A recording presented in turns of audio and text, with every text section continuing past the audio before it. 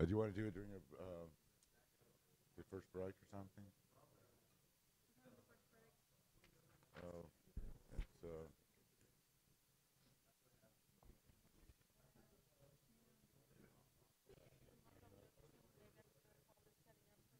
how are they going to tell you?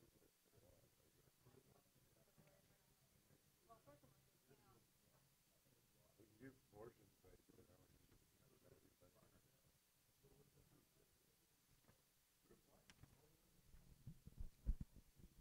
All right. Okay.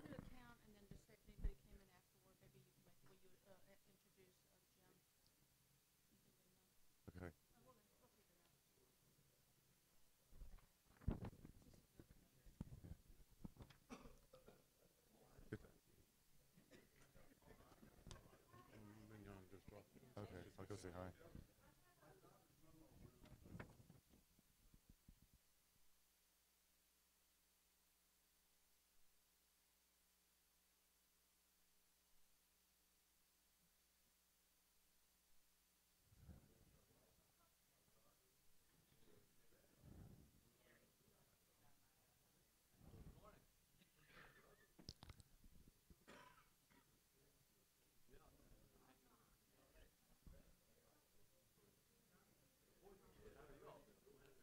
Good morning, everyone.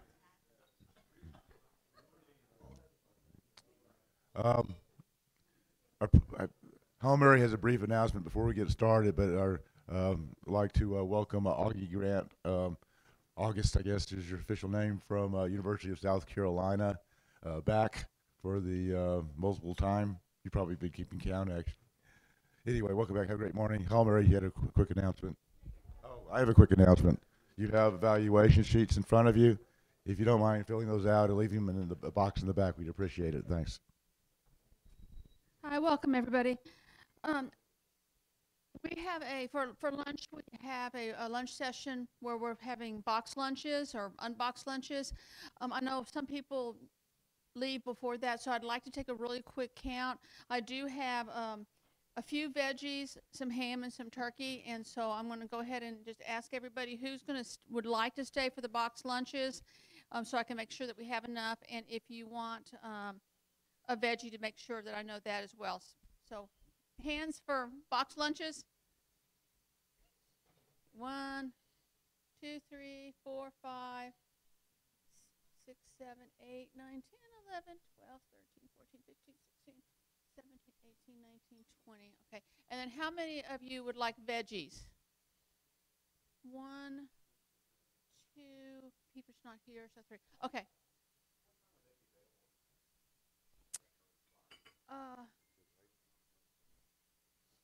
Yeah, and the rest of them are, I think I have like 7 hams and the rest are turkeys. What time is it? Probably about 12:20 is when they'll have it set up.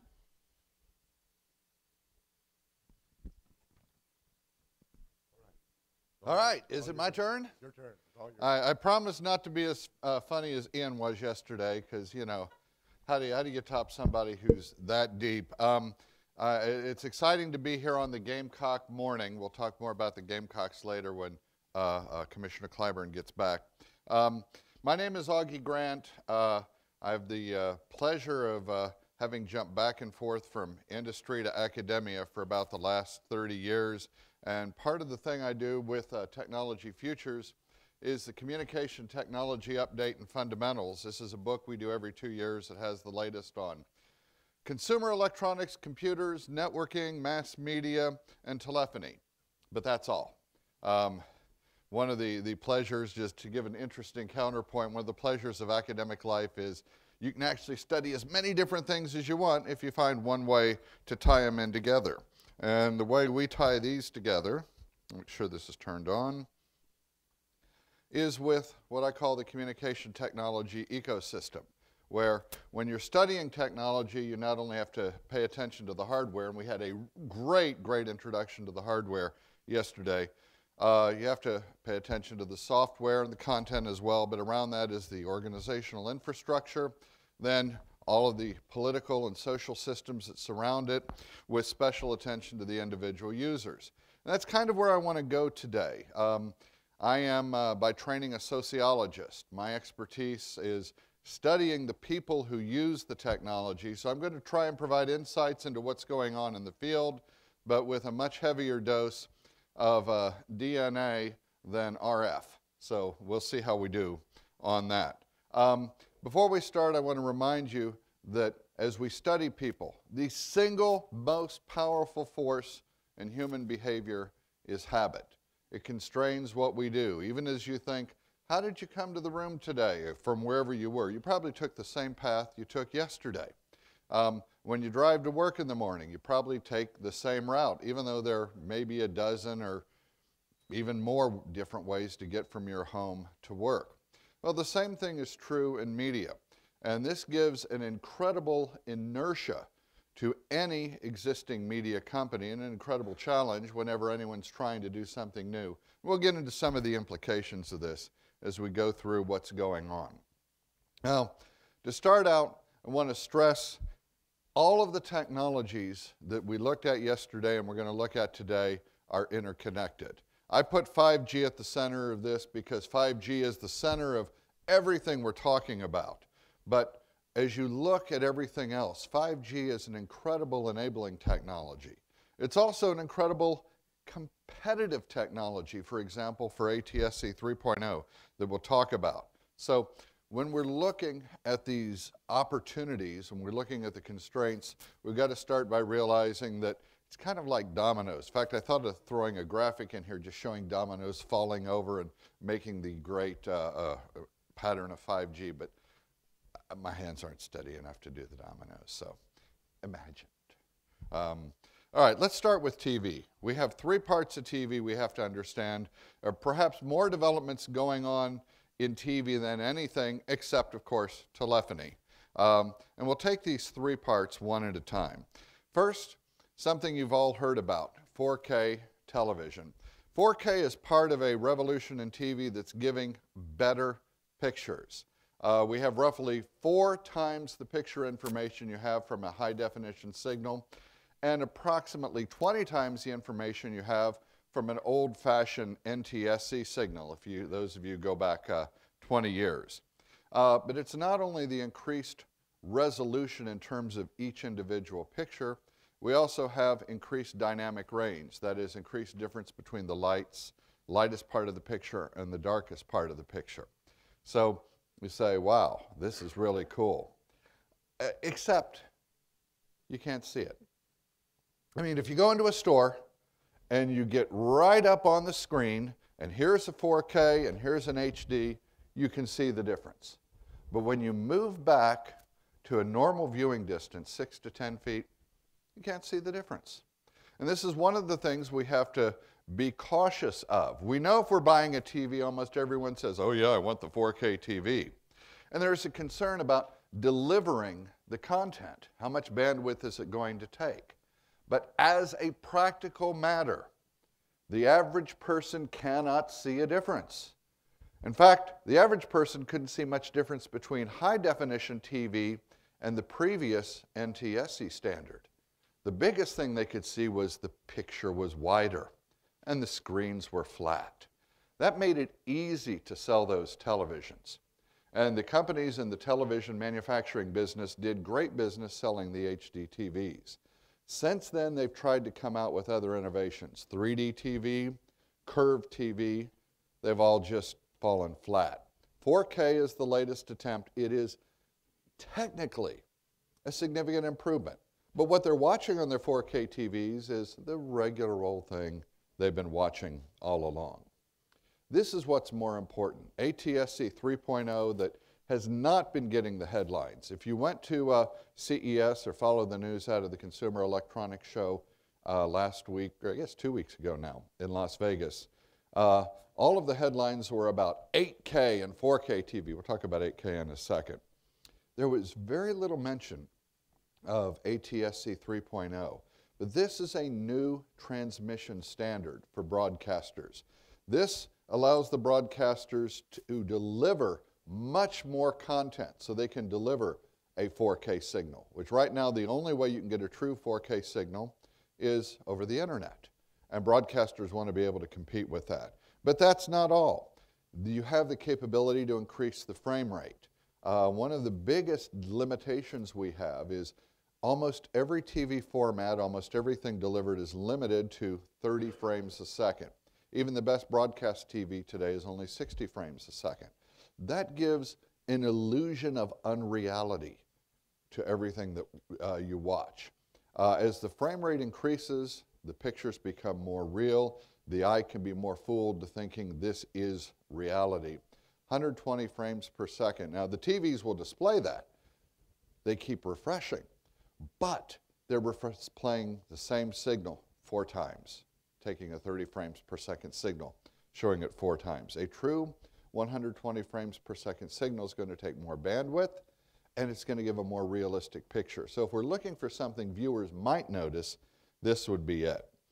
The biggest thing broadcasters want out of this, though, is the mobile television. There was a mobile TV standard introduced about 15 years ago that didn't really go very far. They're trying again with ATSC 3.0 to take the native TV signal and have it picked up, because they don't want everyone to have to use their cellular bandwidth in order to watch live television. They want every device to be able to have a chip in it. Same way, for example, that almost every cell phone has an FM chip built in.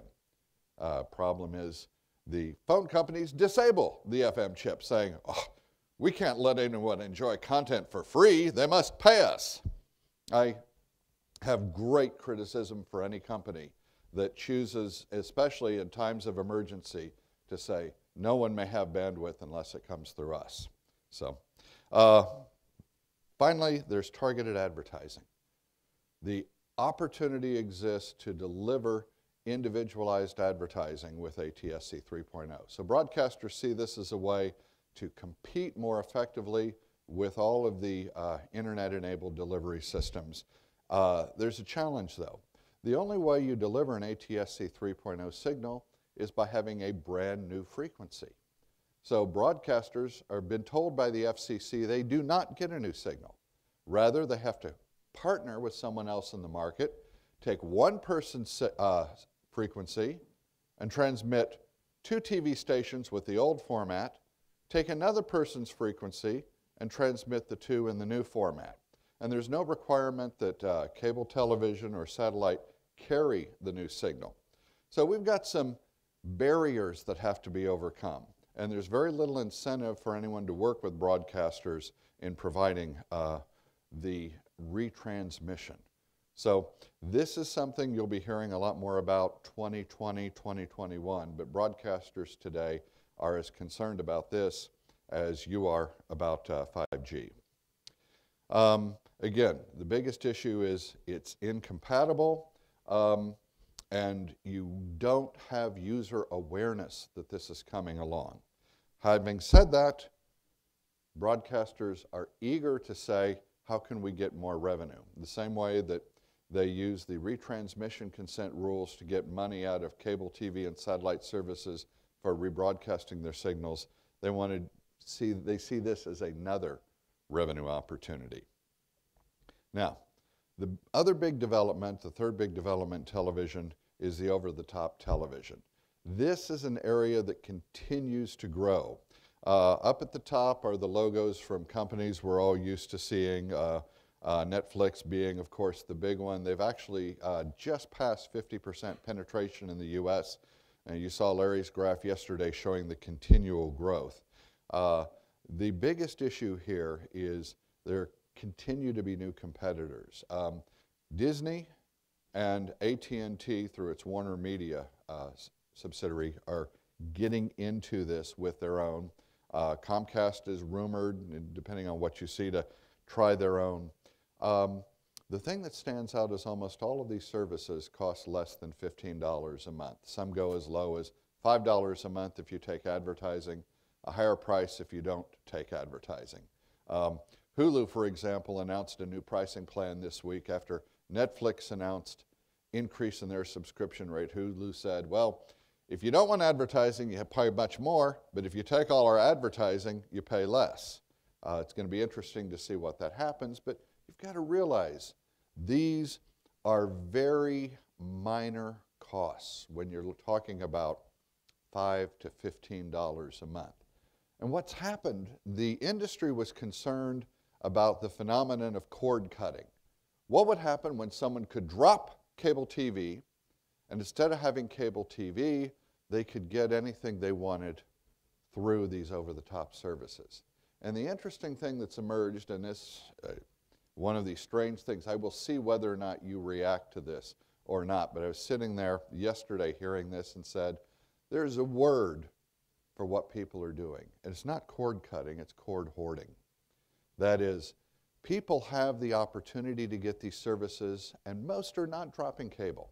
Rather, they're keeping cable or satellite and layering on top of that Netflix and Amazon Prime or CBS All Access. Anybody see the new season of Star Trek Discovery? Any Trekkies? Just curious. Oh, none. Then you don't even care that they're coming out with 2 more Star Trek series on CBS All Access, including one in development with Patrick Stewart, reprising his role as Jean-Luc. But you don't care, that's okay. What you need to care about is the cord hoarders. The idea that individuals have disposable income that they spend on media. In fact, in studies of media, there is a principle we use called the principle of relative constancy that says over time, the proportion of disposable income spent on media is relatively constant.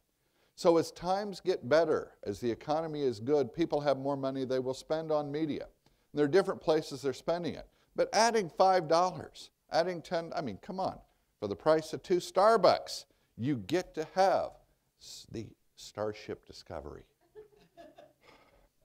It's the final frontier. Anyway, this is an important factor we're going to get back to a little bit later. What do we have to look at coming down the road? Again, we not only want to look at near term or far term. 8K TV was old hat, so at CES, I'm sorry, 4K TV was old hat, so at CES, manufacturers introduced their 8K displays. This is a solution in search of a problem. The only place, in my opinion, that 8K is practical is in digital signage, where you want people perhaps working very close to a TV. That's not going to mean they're not going to sell them. If you go into a store and a salesperson gives you a choice, here's the old-fashioned TV for $700, or you can get the latest for $1,200. Some people will go with the $700, but some people who want the latest, they want to make sure they're going to make that TV last for 10 years, will get the 8K, not knowing there is absolutely no difference in what they're going to see in day-to-day use.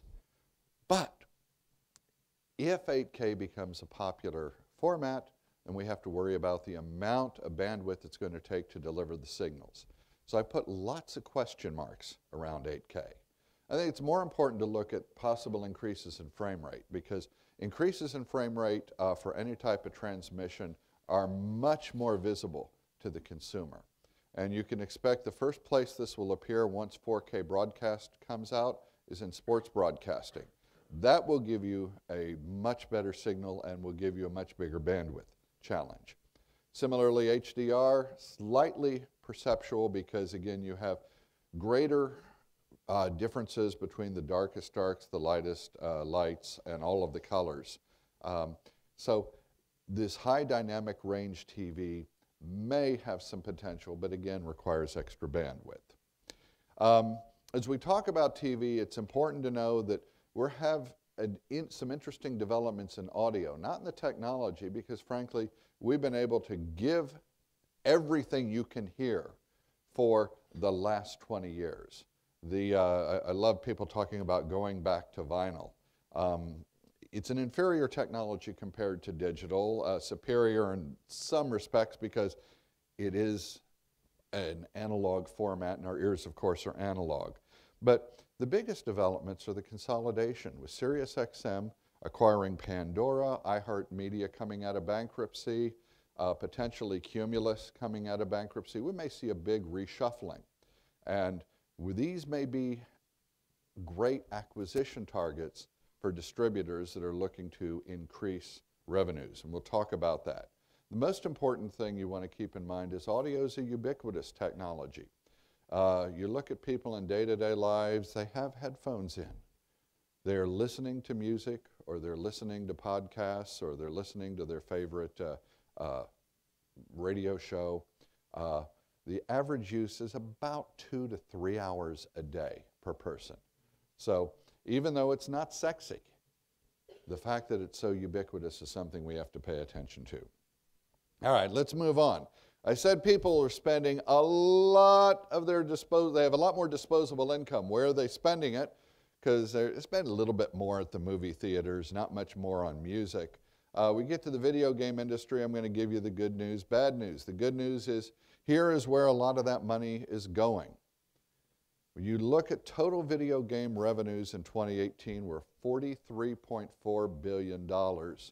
This is more than 10 times the revenue of ESPN. And when I say ESPN, I mean all of the ESPNs, and the advertising revenue and the subscription revenue and the magazine and everything else. The average broadcast network has revenues of about $4 to $5 billion a year. Video games dwarf that. So we have to say there's an opportunity there that a lot of people are looking at. And you have to realize that the revenue opportunity is a complicated one. For those of you who love to study economics, you want to realize it's not just buying the games. Buying the games is one source of revenue. But the developers of games have realized that if instead of buying it, you can get someone to buy a subscription, then you're picking up a monthly check. And if you allow additional in-game purchases, more revenue. And if the environment can include images, it's an advertising vehicle. And a lot of the music you hear is placed by the record companies as a way of promoting the music. But the only place that they're not making money is on the hardware, because most of the console makers subsidize the hardware, selling it below the cost of production in order to have more people buying the games. So they've created a very complicated ecosystem that is very lucrative. It certainly rivals network TV as a whole in terms of revenue. Not telephony. I mean, telephony is still about 4-7 times as much, depending on whose numbers you use. And now I said there's bad news. You look at this graph. Wow, that's a hockey stick, Augie. How can that be bad news? This is from a TVB Europe. And the interesting thing, if you look closely, is they have projected. And the industry rags tend to generally give rosy projections. So let's cut out the projections and just look at what's going on. This is the revenue from virtual reality. You can see VR had a couple of good years, but instead of continuing to rise in 2018, it went down. And I say this is bad news for the video game industry because this was seen as the driver of video games. It's not to say that virtual reality does not have a bright future. In fact, we just, top secret news, so don't tell anybody. University of South Carolina is going to host an international conference in 2020 on the use of virtual reality in education. And we're going to have both academic papers looking at studies of the effectiveness of VR, and we're going to have a showcase where people can show things they've developed. We know virtual reality works in education. We know it works in pilot training. Nobody flies a plane without being in a simulator. We know that law enforcement and the military make extensive use of it in training, and architects can't work without VR today. But as a gaming technology, it hasn't taken off. That's not to say that Facebook isn't going to continue to give us new versions of the Oculus Rift, and that HTC is not going to give us a Vive Pro Plus and all of the others. But we have to realize that the VR is becoming much more of a niche application.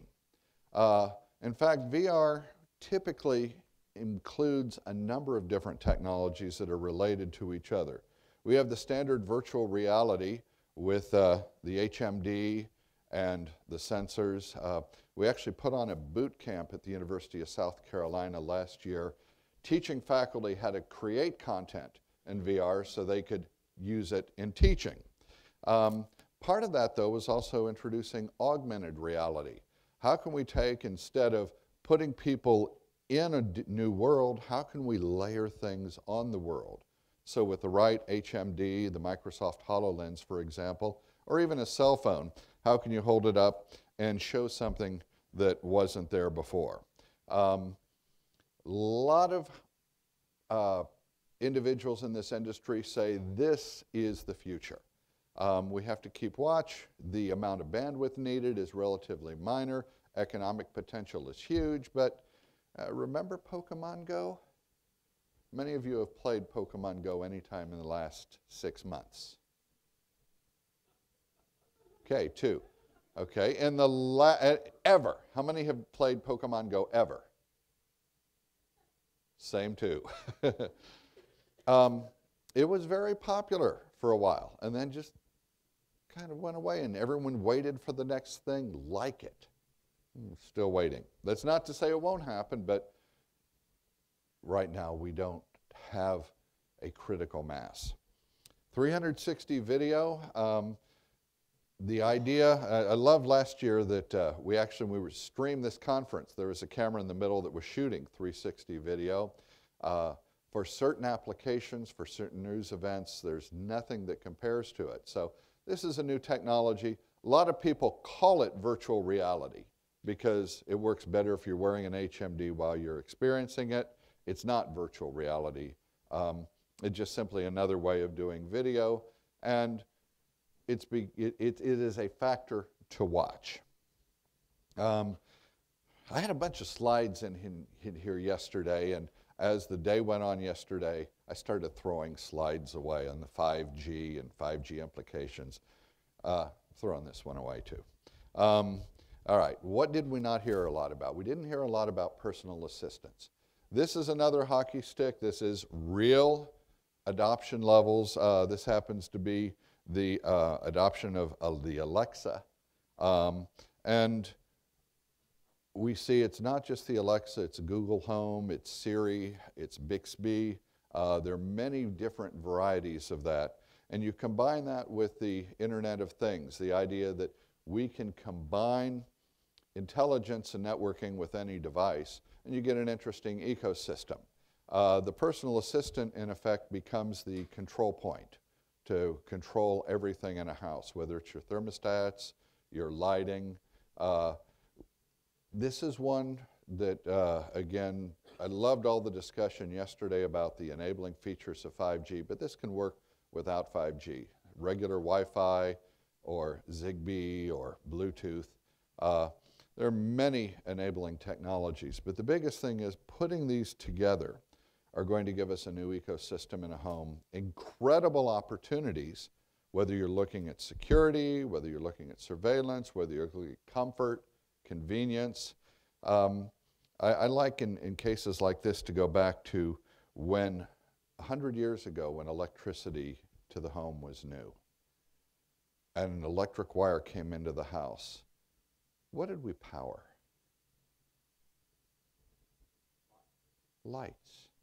That was the first thing. How many lights in a typical house? In the beginning, yeah. Yeah, one or two in the beginning, and then people figured out if we take these cords to every room, we can have light in every room. Well, IoT is doing a similar thing. When you take connectivity with Wi-Fi to every room, what can we do with it? The idea of everyone having refrigerators and radio clock alarms and televisions and all of these other things that we plug into the wall in our homes. I still have a lava lamp in my home. Just there are times you need to escape reality, you plug it in, and yeah, that's so cool. 100 years ago, that was not the intention. Some creative individual said, with these technologies, what can we do? And we are just at the beginning. So this is one we need to watch. The penetration of the personal assistants is increasing. The number of devices that can be networked is increasing. So I still don't think my refrigerator is going to tell me when I'm out of milk. I can still open the refrigerator and know when I'm out of milk. But there are other applications, I think, in parenting, or more important, in healthcare, where this is going to become vitally important. The idea that we can be wearing a Fitbit, thanks to all of these electronic technologies. I found out this past year I had a very serious sleep problem, got treated, everything is much better now, and I love my Fitbit because it tells me things are better every day. My late mother, before she passed, wore a device, and if she had any problem, she could hit a button. A little beyond the I'm fallen and I can't get up. But think about the capabilities once we can embed the internet, what we can do in providing health care. When someone needs to be monitored, they don't have to be in a hospital. We can have home health care going to a new level. It's going to change many, many things going on in health. It's going to mean you, as networking people, the more health things are out there, the more you have to worry about HIPAA. These have to be secure. The regulations regarding privacy are different in healthcare than they are for financial. As we heard yesterday, we have big holes when it comes to financial information. When it comes to health information, we have what I think are some pretty good rules. And would you agree?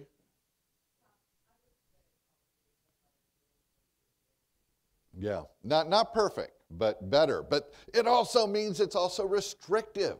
If you are providing this health information, if you're in a contractual arrangement, you've got to be much more protective because the sanctions are much more severe. Not only that, there are insurance implications. Who's going to pay for all of this? And much more important than the insurance company saying, well, now that we can monitor you at home, we're not going to let you go to the hospital. We're going to dictate your coverage. What's even worse is when insurance companies have the ability to say, you know what, you're wearing a Fitbit, we want to get the data from that Fitbit, and we're going to monitor you, and then we're going to decide what your rates should be. There are huge privacy implications. There are huge implications that, again, the whole issue, prevention versus treatment. When you have the Internet of Things, the number of things we can use to monitor our health, we can have much more preventative technologies than actually treating conditions after they happen. The big question is, and I couldn't think of the best words to do this. You can probably give me better words, but I just used LAN versus WAN. That is, LAN being a Wi-Fi signal. Simple signal I control around my house versus a WAN, a signal controlled by the provider where the device connects directly with the network. I know when it comes to my Fitbit, it goes through Wi-Fi. I can monitor, but I have control over that. When it comes to my CPAP machine, that has a modem built in, and it sends the signal back to a base station every day, and I have no control over that. We have to think about what networks are going to be implicated as we bring more and more healthcare into the home. All right, big picture. I said organizational structure is one of the most interesting things to study because it's changing so often. This is the diagram I showed a year ago that Recode did a year ago. The environment is still pretty much the same, except, let's see, is this, can't tell if it's a laser. Yeah, the Time Warner has been swallowed now by AT&T, making AT&T bigger, and the Time has gone out of it. It's Warner Media now, so that is even bigger in terms of revenue potential. A few other small changes. For example, Disney is 21st Century Fox, which tried to buy Time Warner without success, then realized, well, we're just going to break ourselves up. So they got rid of most of the movie studios and TV production, kept the Fox channel and the Fox network. We still have to look at the Nexstar purchase of Tribune. There are always rumors about CBS and Viacom getting back together, and there may be more pending deals. Give you some ideas on that in a second. We talked a lot this week about mobile connectivity. I just want to re-stress, this is the biggest technology that we've got to be concerned about for your business, any area of telephony, because we have to have the connectivity to provide the people with the services. People want to have whatever they want, whenever they want, wherever they are. And with very few exceptions, that's what they're getting. So that continues. Have to do a quick nod to autonomous vehicles. The interesting thing is not just that the cars are networked. I love it when I get in my car now and my app tells me what my vehicle health is, tells me when it's time for an oil change. That's a nice advance. But I love my car, by the way. I'm averaging 97 miles per gallon since I bought the car. It's one of the hybrid battery hybrid cars. So it runs on battery until the battery runs out, and then it runs on a gas engine. Love it. Oh, and it keeps me from changing lanes. It stops when I get too close. This is a big thing that networking is doing to cars. We know everyone is talking about autonomous vehicles, but the technology that's here now is assistive technology. Started with cars that would park themselves. Now it's adaptive cruise control. It's lane keeping technology. The end result is safer automobiles, and these things are they're not asking consumers, do you want them? They're building them into cars. The Department of Transportation is actively working to have vehicle-to-vehicle communication, so if somebody stops short 3 cars ahead, your car will know it and automatically slow down. So we're getting a safer environment there. Have to make a brief mention of blockchain and cryptocurrency. How we pay, how consumers are going to pay for everything may change. There's one group of people who are huge advocates of cryptocurrency that talk about its potential for transactions and the security of the blockchain. I work with one company called One World that's developed a whole ecosystem for advertising, where a consumer who consumes content pays for it with credit that they build up by looking at advertising or taking polls or surveys. So they've got a whole ecosystem that keeps track of every transaction for the consumer using blockchain technology. It has incredible potential, not quite there yet, but they're getting close. AI. There's a lot I want to say about AI. We heard more yesterday than I know, so I'm just going to say, I don't know where it's going. But I think in 2 years it may be as important to what we're doing as 5G is now. It's one we have to watch. Regulatory issues, obviously. Privacy is emerging as one of the biggest issues, but I think there's going to be a wave. Regulation comes in waves in Washington. I think we're going to have a wave of antitrust concerns coming over the next 3 years. You can do your math and figure out what I'm saying.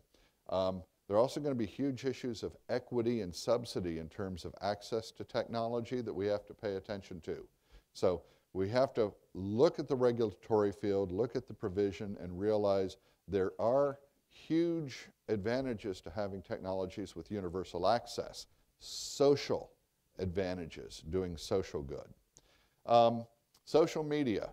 I could do a whole hour on social media. I'm going to sum it up. We have a tipping point. The privacy concerns are being examined in every dimension. You have increased costs for both users and providers. The usage is starting to decline. There's still an attempt to hyper-target in terms of bringing in the ad revenue. But the biggest issue is if the use declines enough, we lose the critical mass, and the whole advantage of having social media goes away. So there are more question marks in social media than anything else.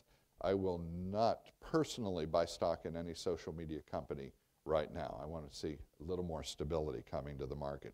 Kind of like home shopping was in the 1980s.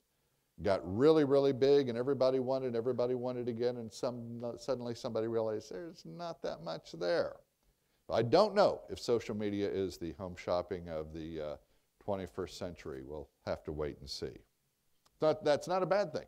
Home Shopping Network and QVC are still around and making billions of dollars. All right, I got to mention at least one slide on 5G since we've talked about it. I see 5G providing a range of competitors for cable unless cable gets there first. We know that the bandwidth is there and the ubiquity is there, and we know it provides all this. Again, the biggest thing is there's a potential for an incredible set of new revenue streams if the telcos choose to take advantage and plan far enough in advance. Obviously, as time moves forward, we want to watch all of these things. I would say the privacy concerns are the ones that need to be higher on your radar because they're going to impact how we do business. And number 2 on my list is IoT. I put 5G number 3. I want to come back to content because the reason we have the networking is to consume content. We know the average adult, I love Larry's graphs yesterday, more than 4 hours a day of television. That's up significantly. It's interesting. When the internet was a very new technology, average viewing consumption per day was less than 4 hours. And people were asked, well, how's the internet going to affect your TV viewing? And they said, oh, I'll watch less TV. And it went up. And how will social media affect it? Well, I'll watch less TV. And viewing consumption went up. No matter what you do, you ask people, how will this affect your TV? They'll say it will go down. But average adult use of television has gone up consistently over the past 20 years because there are more choices, more things. And most television is provided on a subscription basis, and we have the range of prices we talked about. I want you to compare that to other content. Magazines, where you're paying $5 a year, maybe $15, $20 a year, a little less than an over-the-top service. But this is a small service people add on to their media diet. Newspapers, on the other hand, Wednesday morning was sitting in the Columbia airport waiting to get on the plane and got an email from my local newspaper. They're raising my subscription rate from $55 a month to $65 a month. Okay, I made a call and I got it kept at 55, but I want you to think about that. How many things are people willing to pay $50 a month for? It's not a lot. It's not any of the over-the-top services. They'll pay it for their cell phone service, and their cable TV service, and their newspaper. Maybe home security, maybe not. What's the point? If you follow the news and the media, Gannett, one of the biggest newspaper companies in the world that owns USA Today, laid off a major part of its staff this week and got a hostile takeover bid for, what was it, $1.3 billion? Can you imagine if you're a telephone company doing an acquisition, let's say you overpay, you'll pay $1.5 billion, and get Gannett and USA Today and have that opportunity for a change in ARPU of $50 a month and the ability to deliver content with local teams that know advertisers? Again, if companies who are in the networking business, whether Comcast or Charter or T-Mobile or AT&T or Verizon, if you're looking for a way to say, how do we add on? AT&T showed an example with its acquisition of Time Warner. The newspaper companies are delivering, collecting, and producing original content. So, I just wanted to leave you with something provocative. That's my time. I think I allowed exactly 3 minutes for questions. All right. Or challenges. Again, the nice thing about being an academic, I love it when students bring in facts to contradict anything I said. So, questions, opposition, or anybody want to start a bidding war for a media company? If nobody else has a question, I have one.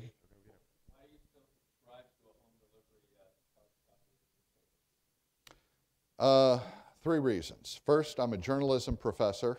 I not only subscribe to a home delivery of that paper, I also get electronic delivery of 2 other papers, Washington Post and New York Times. I have to support the medium I work in. I do like looking at the local news. I typically read the breaking news items online, but you got to pay for that content somehow. And I love the daily Sudoku. And that doesn't come online.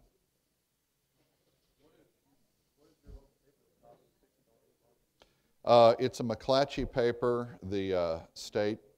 And frankly, it's McClatchy did a very, very stupid thing. When times were really good, they overbid for all the Knight Ridder newspapers, and they have too much debt to pay off, and they've had to get rid of staff and reporters. There are other newspapers that provide much better content. The city I grew up, Gainesville, Florida, a city that's 1/5 the size of Columbia, has a paper that's 3 times better. But I got to support the hometown paper. That's just, I'm a journalism professor. You got to support journalism.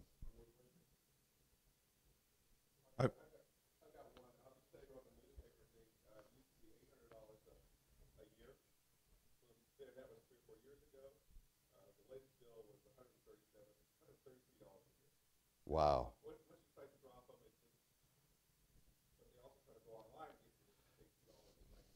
Well, that's the thing. The newspaper as a printed product is going to disappear sometime in the next 20, 25 years, completely. But the idea of having a local news force that's gathering information and a local sales force that enables advertisers to connect with consumers, you got to realize the economic impact of the newspaper as an advertising vehicle is just as important as the impact of the content of the newspaper in terms of informing the citizenry in a democracy. You got to have both, and so that's one of the reasons newspapers have been so successful for so long. Thank you, Augie.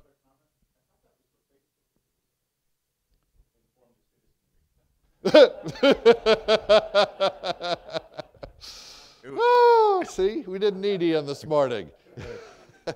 We need to stay on schedule, so let's leave it at that. Thank you, Augie. Very much. Thanks so much.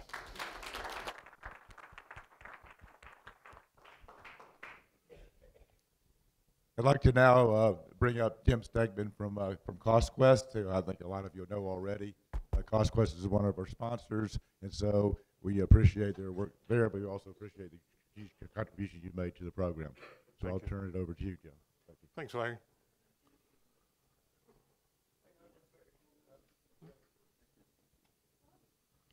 Perfect.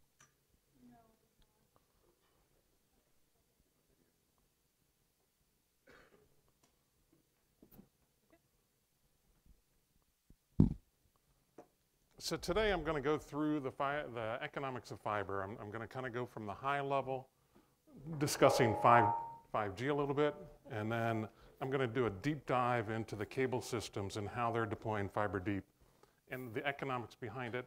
And then hopefully I'll have enough time to wrap that back into appraisal concepts. But before I do that, I need to walk through a nightmare I had last night. So yesterday we heard a lot about AI, we heard about automated vehicles, and you heard about my concern about the 400-pound hacker on his bed, getting into the vehicle I'm in and taking control of the vehicle.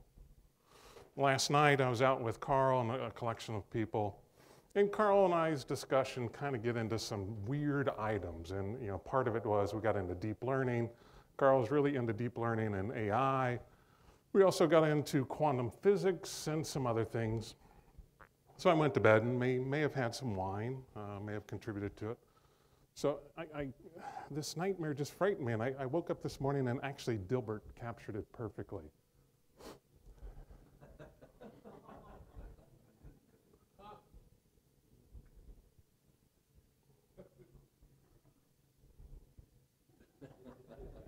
So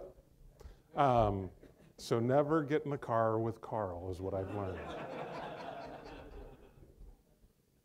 So let me first go through 5G, and we know 5G needs fiber. We heard about it yesterday. 5G is not going to displace the landline network. It's actually going to augment that network because 5G needs a lot of fiber. So why is that? And I hit on some of these points yesterday on the panel I was on, looking at what 5G is going to trigger in that network. So if you think about it today, The typical LTE cell site throws back about a gig of backhaul demand. So you're needing potentially now even that fiber to the cell site because most technologies, most copper technologies can't deliver that. Most wireline or wireless technologies can't do that. We've talked about a little bit yesterday about potentially fiber or wireless backhaul. It's in the labs and it will come, but it is an expensive technology, but it will be in that network. And then when 5G comes out, if you look at that last point on the slide, we're going to jump up to 10 gigabits coming back on that backhaul link coming from the cell sites. It's not from every small cell radio, but from the collection where they hop back together, you're going to need that big fat pipe. So how are the providers meeting this demand today? We know the incumbents like AT&T and Verizon are rolling out fiber to their 5G sites in their network. Verizon in 2017 signed a deal with Corning to buy $1 billion of fiber. And most of it was for their Boston area deployment. And that Boston area deployment is rife with potential for 5G.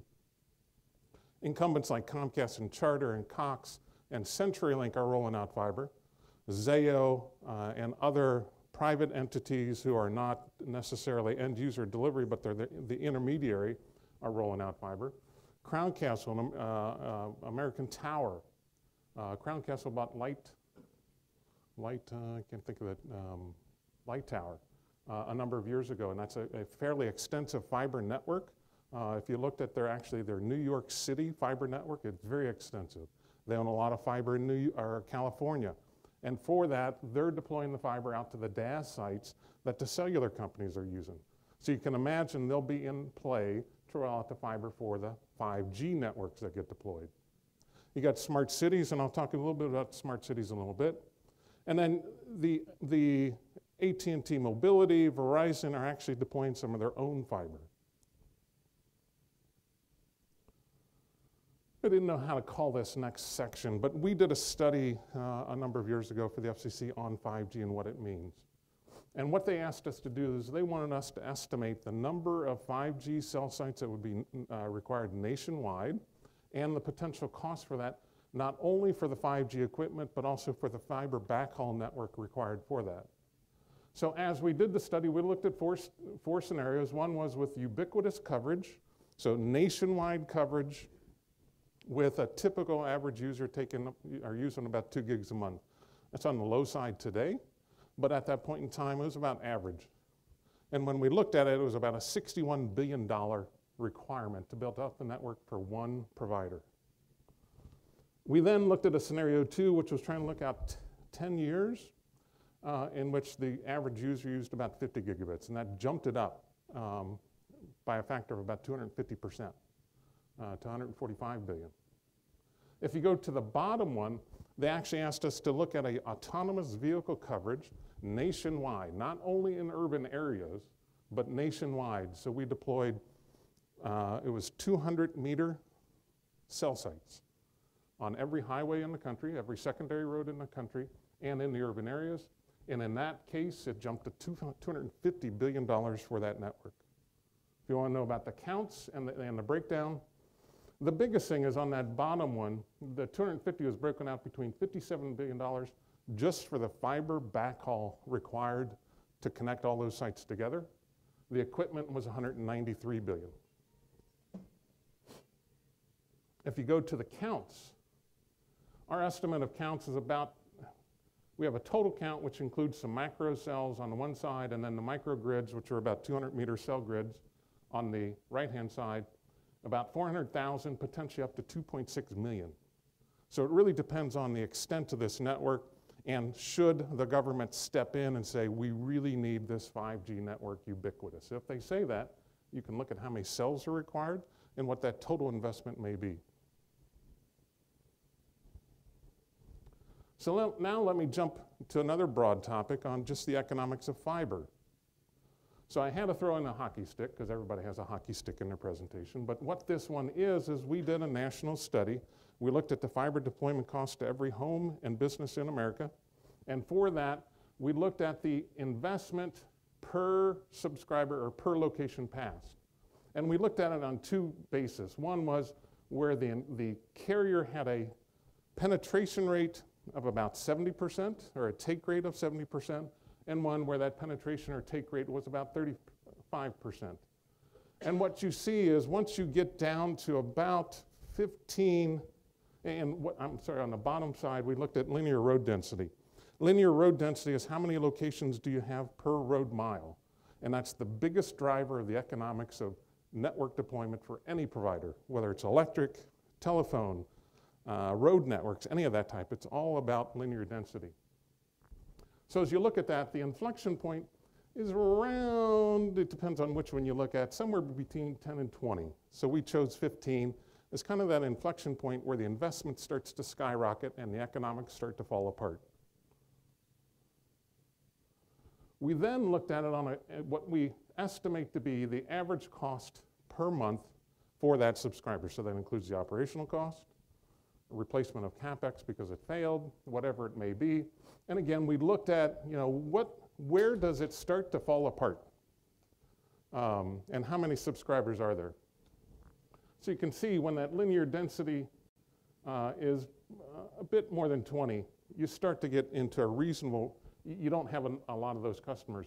But once you get back below 20, it skyrockets the number of customers whose average monthly cost is well above $75. And the typical ARPU will not make that up. So you're going to lose money in those markets. So now you may be curious, what parts of the country have a linear density below 15? It's actually most of the country. So for the deployment of fiber to make economic sense, it truly only makes economic sense for rational business in the white parts of the map. And this isn't a slide against cable companies, but cable companies typically operate in the white parts of the map. And that's because when they go into cable franchise areas, many times they'll have an agreement in place with the municipality that we will deploy in areas of a certain density. And they know at what density they will make money and at what density they will not. And it typically actually aligns up fairly well with this. And then if you flip this over to, well, let's see what parts of the country are profitable potentially for a fiber provider. And again, this is residential and business service that we're looking at. And what we put on the scale here is green are great areas. The typical monthly cost will be under $35. You can make a lot of money there. And if you get your take rates up, even more. When you get into the yellow and the light green, it becomes a bit marginal. The orange and the red are the areas that you will tend to avoid. And if you look at the FCC's 477 data, you'll typically see this pattern, typically. But there are areas of the rural parts of America that have fiber, and the reason for that is there have been externalities entered into it. The FCC has provided money, states have provided money for that broadband deployment. So if you think about, and I talked about some of these yesterday, New York State provided $500 million in funding to encourage 100 megabit deployment within their state. By the end of this year, New York will have 99.9% of its households and businesses will have access to 100 megabit service. And that's only because the state stepped in with extra money to help for that deployment. The FCC provides over $4 billion annually to build broadband networks in rural areas. Some of that is in fixed wireless, but some of that is in fiber that's being deployed. The FCC recently completed an auction, and this was for the very high cost parts of the country. In that auction, they awarded out about $1.5 billion. Many of the winners are offering 1G service. Many of those winners are rural electric co-ops. So it's a new competitor in the marketplace. So where there are electric co-ops, they are primed to compete. They have a huge cost advantage. They have no make-ready cost. They have an outside plant force that can quickly install fiber. And many times they have fiber in place because of smart meters that are required in many parts of their network. So we see their network cost actually being the best we've seen And it's a bit scary for the incumbent carriers just because you now have, and this is more of a regulatory issue, you now have a protected monopoly provider using their protected monopoly assets to enter into a unregulated market and compete. So there's other states looking at this as well. We're working with the states of Pennsylvania, Georgia, and Maine, who are looking at programs to deploy high-speed broadband in their states. And then there are municipalities. There's 192 members. This was as of last month, so it's still increasing, where municipalities have taken upon themselves to deploy fiber in their cities. And there's an announcement, I mentioned it yesterday, there will be a major organization working with municipalities to get out fiber to 1 million homes owned by the municipality. So again, another competitor to the incumbent carriers. So now let's jump into a focus on the cable system. This is very similar to what the telephone systems did a number of years ago. The telephone systems had a copper network, and they had to decide how they would expand their broadband to compete against cable.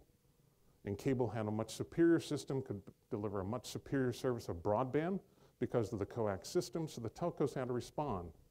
Verizon came out with their Fios network, which is a full fiber to the home. AT&T did a fiber to the node, which is basically fiber deep. They pushed fiber farther out into the system so that copper could provide additional bandwidth to the home. So what is fiber deep? This is a typical, or a depiction of a typical HFC system. You have a hub that has the electronics in it, has the cable management, or the CMTS system, which communicates with the cable modem, goes out on a trunk, which is typically fiber, to that red dot there that you see is the fiber node, and then from that it's coax through a system out to the homes, and when you see that, the little triangles that you see are the amps.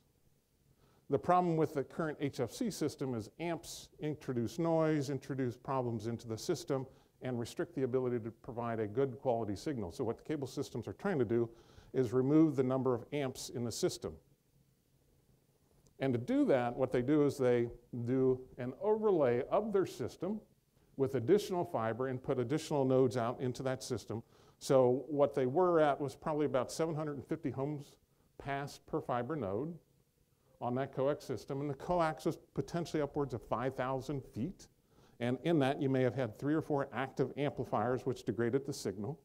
With this, what they're trying to get it down to is 200 to 500 homes passed, which one, increases the potential bandwidth to the consumer, but also reduces the number of actives. But as you think about it as an appraiser, you all of a sudden start to see additional obsolescence here because those amplifiers that were passed with the fiber now become obsolete because they're no longer used. Some of that coax system that's sitting out there was overlaid with fiber, so again, you have some additional obsolescence in the system. If you looked at it from a new build perspective, it would look a little bit different because you wouldn't have some of the overlays of the old coax system. So you can start to see from the appraisal standpoint what parts of the system are obsolete. Now we go to a system that they're trying to do in which they make sure there are no actives in the network. And actives refer to the number of amplifiers between the fiber node and the customer. If you can get to that system, you have a pure coax system out to the customer, you can deliver a lot of bandwidth to that customer, and the quality of that signal is fairly high. But again, when you look at this, you've got additional obsolescence adjustments that you have to think about. That cable system's books have the coax on the system. You've now overlaid part of that system with fiber. What is the value of the overlaid coax? It's virtually nothing because it's not being used, and it's actually been replaced with a superior asset being fiber. If you were to build that system fresh, it would look like that. So you can kind of see that obsolescence or that overlay impact that you have in the system. Now, and actually let me go back to this. This is more the fiber deep. So when we say fiber deep, what they're really trying to get to is the no actives. Typically many fiber deep systems, when I talk to the engineers, they're trying to get the fiber node to serve about 60 homes. So they've gone down from where they were years ago at about 700. They're pushing down to 60. The max distance of the coax, they want to try and get that down to under 1,000 feet. At under 1,000 feet, you don't need any amps. So this is what they're trying to get to now to augment their system to now compete with some of the fiber competitors that I talked about. So they're now reacting the same way the telcos acted years ago to go against the cable system. But the ultimate system is the fiber to the prem system. The fiber to the prem system provides kind of that future-proof system of fiber, ultimate capacity dependent upon the electronics you put on the end, not dictated by the medium that you use in between. And with this system, you can also support 5G, you can support other customers, so it's a very robust system. But once they start doing this, again, you have to think about the obsolescence impact of this. Verizon had it many years ago. They had Fios in the ground, but they also had a copper network, and the FCC and state agencies actually required them to keep the copper network in and alive at the same time the fiber was in. What is the value of that copper? And that was a discussion point that we had for years with the telephone systems, and we still have it. AT&T's facing that now as they push fiber out into neighborhoods. They're doing a lot of fiber to the home deployment in many cities across the country. They're going to have the same issue.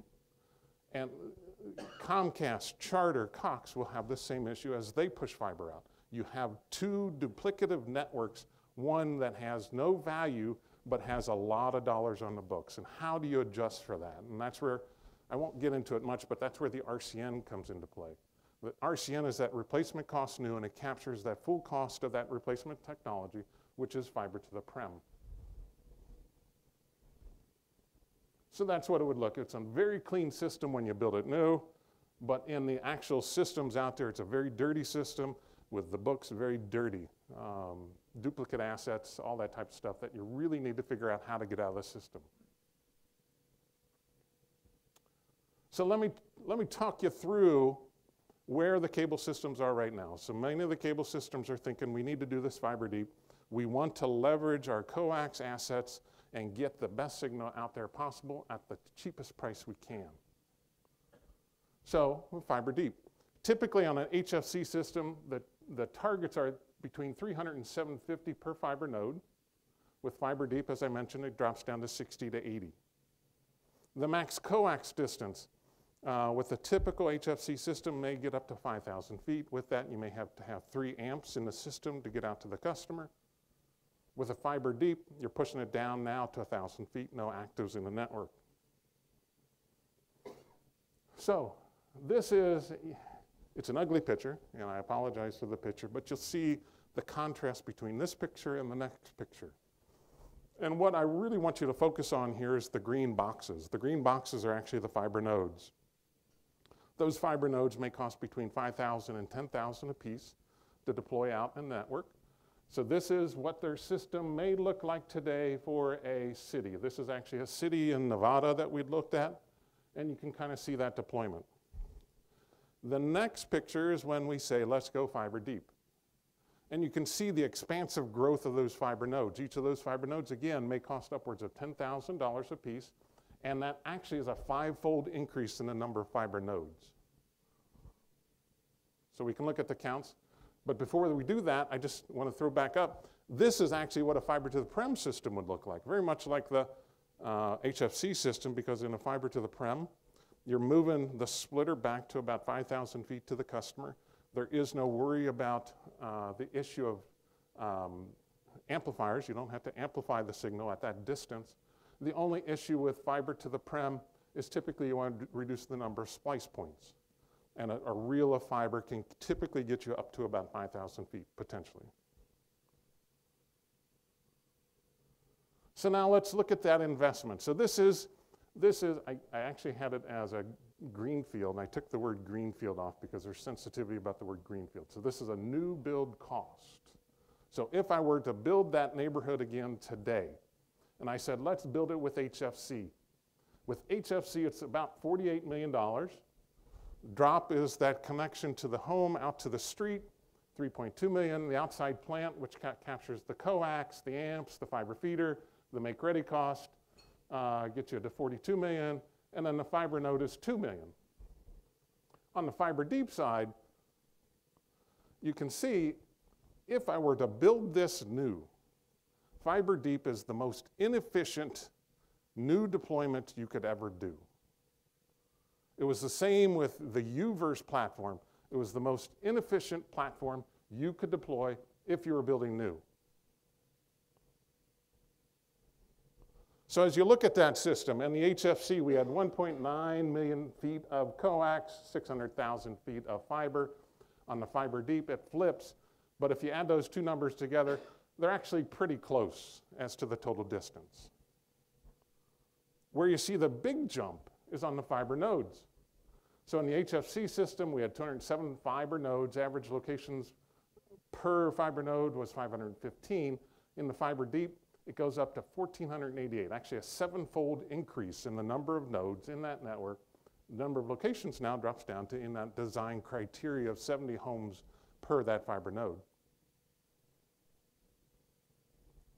You can look at it on the chart. You know, I threw this up just to have a nice little pretty picture. But again, you see the biggest differentials are the fiber feeder jumps, the coax drops, those kind of wash out. But what really drives the uneconomic nature of this system is that fiber node. So you have to ask yourself, well, why are the providers doing this? Why? It's uneconomic. Jimmy, you just said it was the worst system to build. Why would you do that? So if you think about the new build cost, the incremental difference between the two is about $12 million between the two builds, about a 25% increase. This is actually very similar. We ran these studies when we were looking at the AT&T network. Very similar percentage increase for fiber to the node, their UVerse platform. It was actually a 20 to 25% premium over what they had in the network at the point in time. But it is a superior network. This can provide broadband speeds upwards of a gigabit to the customer. So the question becomes, why do they do it? Well, you can look at this, well, what is the incremental investment or that brownfield change? I've got an existing network in place. How can I leverage that coax? Well, the incremental investment here is $20 million. So for the executives of Comcast, for Charter, for Cox, they look at this and they go, we can do fiber to the prem, or we can augment our system fairly quickly and cheaply compared to a full fiber build and get upwards of a gigabit service out to our customers. What do you do? Well, the executives are doing exactly the brownfield change. And that's why, because of the incremental change. And again, another pretty picture of what that looks like.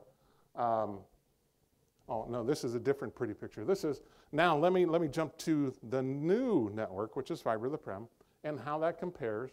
And if you look at the build cost, fiber to the prem is the gray bar, the total build cost.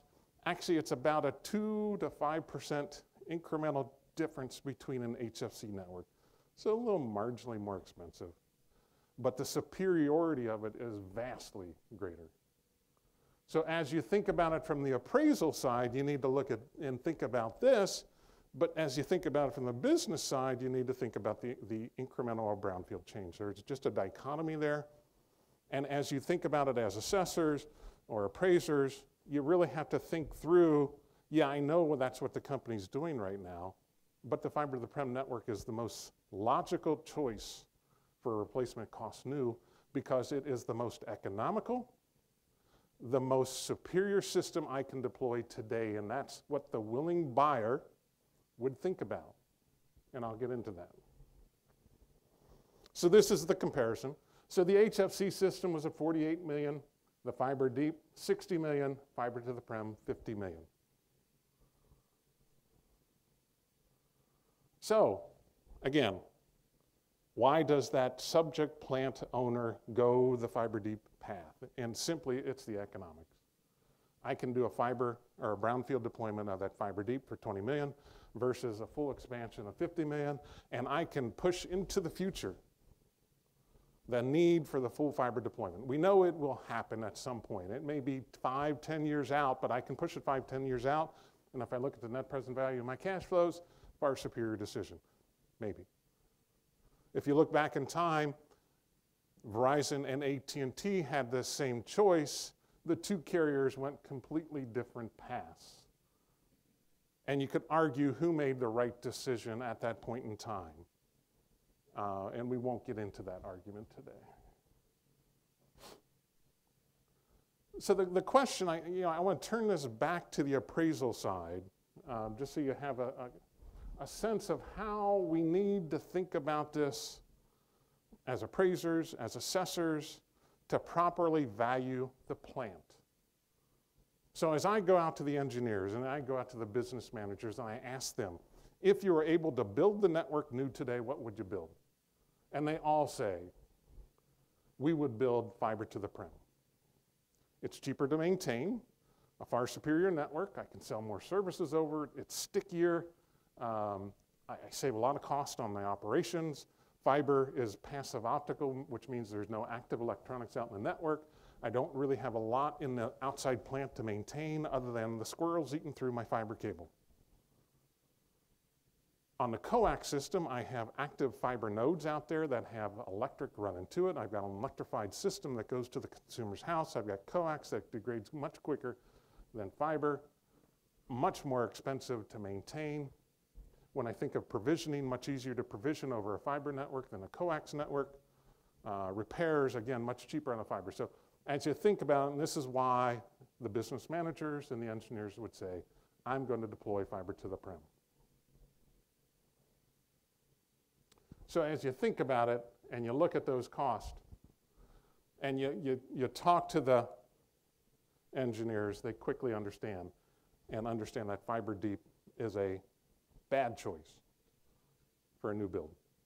So why in an appraisal, why in a valuation exercise would you consider a fiber deep exercise? Because it inflates the cost.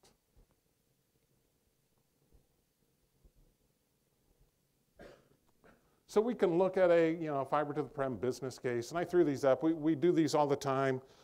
We actually support some engineering teams. We may be supporting that firm that's rolling out fiber to 1 million homes. We're actually doing the design in the background of how that fiber network will look.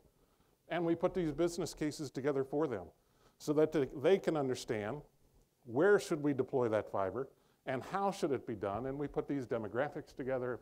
Who are you passing? How many road miles are you covering? What's the demographic of the population? We can use the demographic of the population to estimate take rates. Take rates is a key component of the financial capabilities of that system. If I can get 70% take rate, I'm very happy. And we're seeing that in some of these rural deployments of fiber systems.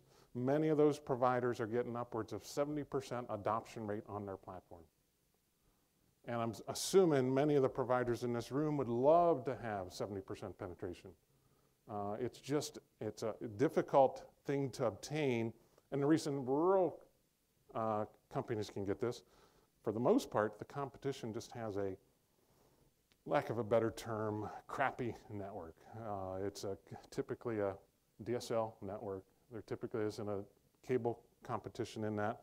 So their choice is DSL at 6 megabits, satellite maybe 25, or I get fiber with upwards of a gigabit service. And I was at a conference, it was last year, in which a number of cities were there, and it was the city of Fairlawn in Ohio has deployed their own network. They offer a gigabit, symmetric gigabit, to their customers at $60 a month. And how many would sign up for gigabit service at $60 a month today? You're there, right? Well, they actually have 4 customers at that point in time that actually signed up for 10 gigabit service. And I think the 10 gigabit service, symmetrical, was like $300 a month, but they actually had 4 subscribers on a 10 gig service, residential subscribers. And the questions came up, well, who in the heck is getting who needs 10 gig? I mean, I have 25 meg in my home and I'm happy, but 10 gig, surmised it was gamers who wanted that ultimate virtual reality on their game, and they're buying 10 gigabit service. So when we talk about where is the internet going today, 100 megabit, when New York did 100 megabit, that was, we were really happy back 2 years ago. But now we're talking 10 gigabit service. What can provide 10 gigabit service? Can coax? Sorry, it can't. Unless you only had one subscriber off the fiber node, because with the fiber node, you get about 10 gigabits on the shared pipe, so potentially. Can AT&T's network? No, sorry. The DSL network cannot get 10 gig. Yeah, the copper pair just isn't there. It's just not there. So as you think again, as you think about this, it's kind of scary where internet speeds are going. I thought a gigabit service was just quite amazing, that anybody would want a gigabit service. But now we're into the 10 gig environment. So just put that in your head. So as you come back to the fiber deep, that fiber deep is an interim fix to the ultimate solution, because we're going to get to the point in day, or the day, someday down the future, where people will demand 10 gigabit service, and you can't do that over a coax system. So the fiber to the fiber deep is a truly incremental solution. I threw this up just to put a lot of numbers on a chart, but we do 30-year business cases, and part of that is just trying to look at the cash flow. And the cash flow is the key thing to this whole concept of appraisals. You're really trying to think of the willing buyer. As I think about that system, what is the nature of the cash flows that I could obtain if I built a new network versus what are the cash flows if I buy the subject? And that really truly is what I will pay for it. A business owner, that person, when they make the decision, they're looking at the cash flows and how that, what is the best price to pay for the subject is really, it's a very simple concept. So if you think about that replacement cost approach, and I may have stole a little bit of this from something Carl wrote recently, but the appraisal is comparing the subject property to its most likely replacement. And if you look at the American Society of Appraisals, Valuing Machinery and Equipment, 3rd edition, the replacement property would be the most economical new property replacing the service provided from the subject property. So we'll stop there. As you think about what I showed you, and you think about the cable companies, and we're trying to determine how to value those cable assets, how do we do that? We have to think, and we have to come back to our training and what it tells us. So what do we look at? We know the subject property is providing a service out to the customers that may give us 300 megabit on some of the current systems. So we have to design and deploy a system that meets that subject's nature. So it could be fiber deep, could be the HFC, could be the fiber to the prem. And as I showed you the numbers, fiber deep you'd throw out right away. So then the decision comes down to, do I work with the HFC RCN, or do I work with the full fiber to the prem? So you have to think of additional things about that. So one, you have to recognize the prudent buyer will not pay more for the property than the cost of acquiring that substitute. They have to take into account considerations of all physical depreciation, as well as any functional and external obsolescence. That's the key thing here as we think about now, do I do HFC or do I do full fiber to the prem?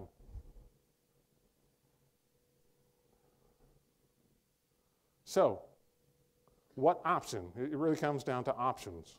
What option will I choose? I put here fiber to the prem as the likely choice. It's the choice of most experts. It's the choice that provides the greatest value. And I'll show you it provides the most efficient and best option for that willing buyer. So this is, I'm not an ASA, I'll admit that. I'm a cost expert. I'm a kind of an economist by training. And I always think of opportunity cost and the cash flow decision. And this is a busy chart, but it really, to me, emulates what that decision of the replacement cost new to the subject asset and what I will pay. So if you look up there, that is the replacement cost new. I've decided to look at a fiber network. And what I need to look at are the future cash flows decisions of the subject, which is the dashed line, and what that potential alternative is and what its potential cash flows. And basically, when we think about obsolescence measures, we're looking at the differentials in those cash flows over time. So when we think about the replacement revenue, if I stick with the subject system, I'm going to start losing customers because the competition is coming in. I'm going to lose them over time. So my revenue stream will start going down. When I think about the revenue of a full fiber to the prem, I may start a little bit lower entering the market, but I will far exceed the system because I have greater functionality. I can sell greater services. So there's a differential in my revenue streams that I need to think about. When I think about my operational cost, which is the green lines, that fiber to the prem system, actually before let me go into the replacement CapEx. So on the replacement, on the new system, I know there's going to be failures, so I have to work in the cash flow of those failures over time. But those failures are fairly minimal. I have to maintain the system. But as I think about the subject system, I'm going to have to cure that over time. I'm going to have to get to a full fiber system at some point in the future, or my company's dead because I can't compete at all. So 10 years from now, I want to be full fiber is what I said. So here's my replacement CapEx on this side versus the replacement CapEx here. You can all of a sudden start to see that differential cash flow in the CapEx. And this is really captured in your depreciation curves this here. But then as you think about this, I've got operational cost differences because that coax network is more expensive to maintain, provision, all the things I talked about. So I will have operational cost differences, which are the green lines, the two green lines. And I still have a differential out here at the end because I have a differential in customer count. So I have fewer customers to maintain on this network or that one. And then if I look at the maintenance of the network, there's a differential cost in the maintenance of the network. And I have additional costs to consider, which is I have to go out and remove all that coax plant. I may not be able to hang another fiber on the pole because of my agreement with the pole provider. I have to go out and pull that coax down and put the new fiber up. So I have a cost of removal of the coax. Built in here is the power savings from not having to power that system. So you have to take all those things into account. So as you think about this from the assessor and appraiser standpoint, you need to think about that replacement plant. One, I have to estimate the initial CapEx. I need to review the differences in ongoing CapEx between the replacement and subject. I need to review the differences in operational cost, the differences in revenue between the two based upon the replacement I pick. And here's the odd case. If I were to pick the HFC system, but the HFC system still has coax in it, I still have to power it. So, and I am not going to have to remove the coax. So when you think about additional obsolescence adjustments, those aren't available to me in that exercise because of the differentials in the network. However, when I go full fiber to the prem, and that's what I as the willing buyers think about, all of a sudden these additional obsolescence adjustments pop out for me. I can look at coax cost removal, I can look at power cost savings, I can look at operational cost savings and lost revenue. So once you consider that, fiber to the prem will clearly be the choice network, not an HFC deployment. So we whacked out fiber deep as the logical choice. We're now whacking out HFC. We say, or I say, fiber to the prem is the most logical choice of what a cable system would use today. However, and this is the big however,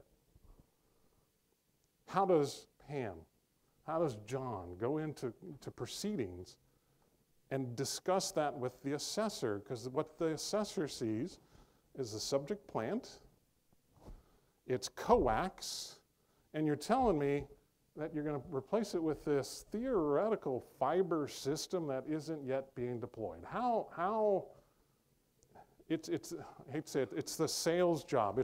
It's helping educate the assessors that from a theoretical construct, this is the correct approach. From actuality of what's happening in the plant today, they may not be doing it yet because of that incremental decision the business managers made that said fiber deep is the best way to go. So you just need to keep that thought in your head of how do you position this so that everybody at the table goes, I understand. I understand. The other issue this raises is you still have to do the additional depreciation adjustment to the system, and you have to find the effective age. You now have a full fiber system. In the subject, you have coax and fiber. What's the effective age that you come up with? That's another key decision and key thing that you have to talk through. Both sides, the assessors and the appraisers, to help understand what that is.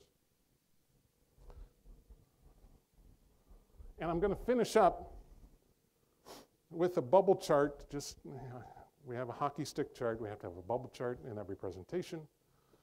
But it comes back to even when the business case says, yeah, in this footprint, fiber to the prem makes most sense.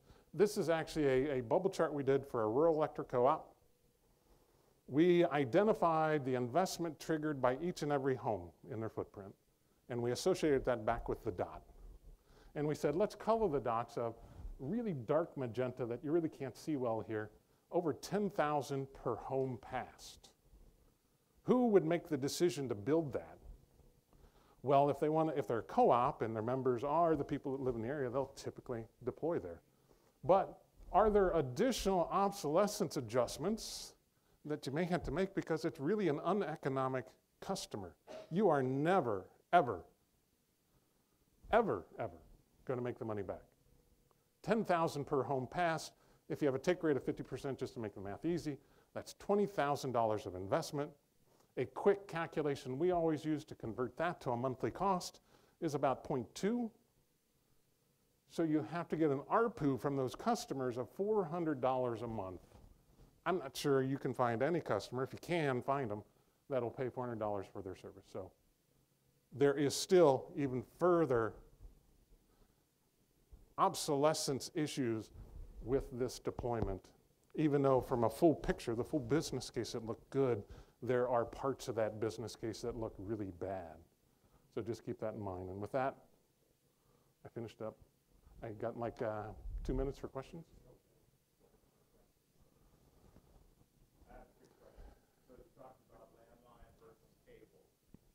Where does wireless and 5G come into this as a competitive threat? It's an interesting question. It's a significant threat to the incumbent players because that 5G system, you still need the fiber. So what the incumbent carrier has to decide of, do I support Steve? And Gary, do you support Steve? So I guess you won't have your fiber, so you're not going to be able to deploy. So then Steve, you call Pam, and Pam says, I'd love to, Steve. Let's work together. But the issue for Pam is once she does that, you're going to take all our customers. So it's an interesting dynamic that's going to play out in the market, and to me, it's one of the more significant ones of recent time because that 5G signal actually is a competitive threat now. Wireless local loop is to an extent. It can get you speeds of 5 to 10 to 20, and some may say 100. Steve may say 100. But in reality, if you have a lot of customers on that system, you may have to deploy a lot more towers because you exhaust the capacity of your tower. But that 5G signal using the millimeter wave all of a sudden changes the game. Yeah. Jim, can Pam and Gary say to T-Mobile, no, I won't do that? Gary probably could. Well, I know Gary can. It's an interesting question because these are commercial services and they're going to have to run. That fiber necessarily won't be at the point Steve wants it. Steve wants it on a utility pole or a street lamp. Gary's going to have to send a crew out to run fiber to that. And Gary's going to tell his field forces, don't deal with Steve. We don't want to do that because he's a competitive threat. That may then come back to the FCC, and when we get Mignon up here, maybe we can ask her that question of how does that interplay that the incumbent carriers have control of that physical network, how do the 5G players come in and actually then compete back with them? Yeah. This is kind of more of a curiosity question, and if you can't answer it, maybe Augie can, but for that $300 potential gamer fiber directly to the home price point, what is the demographic of the gamer? I think I immediately think of high school kid, and that's where I'm off. Yeah, my quick answer is to go back to the 400-pound hacker, but yeah, it's a good question. I don't know if you know, Augie. Yeah. 25 to 44-year-old male making $75,000 a year or more. You need more details?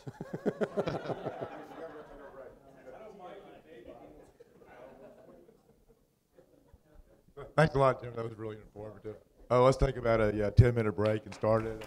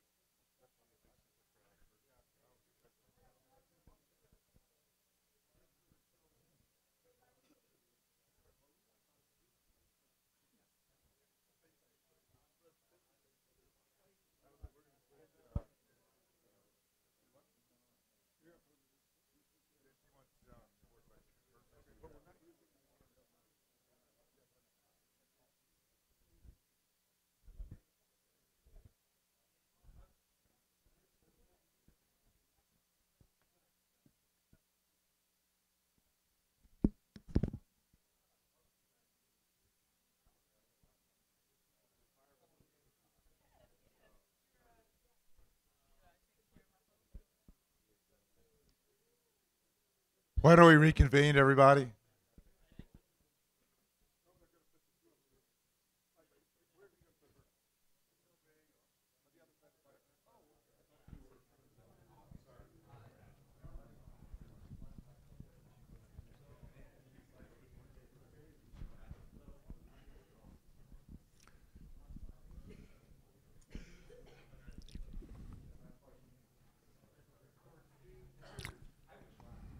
Well, welcome back, everyone.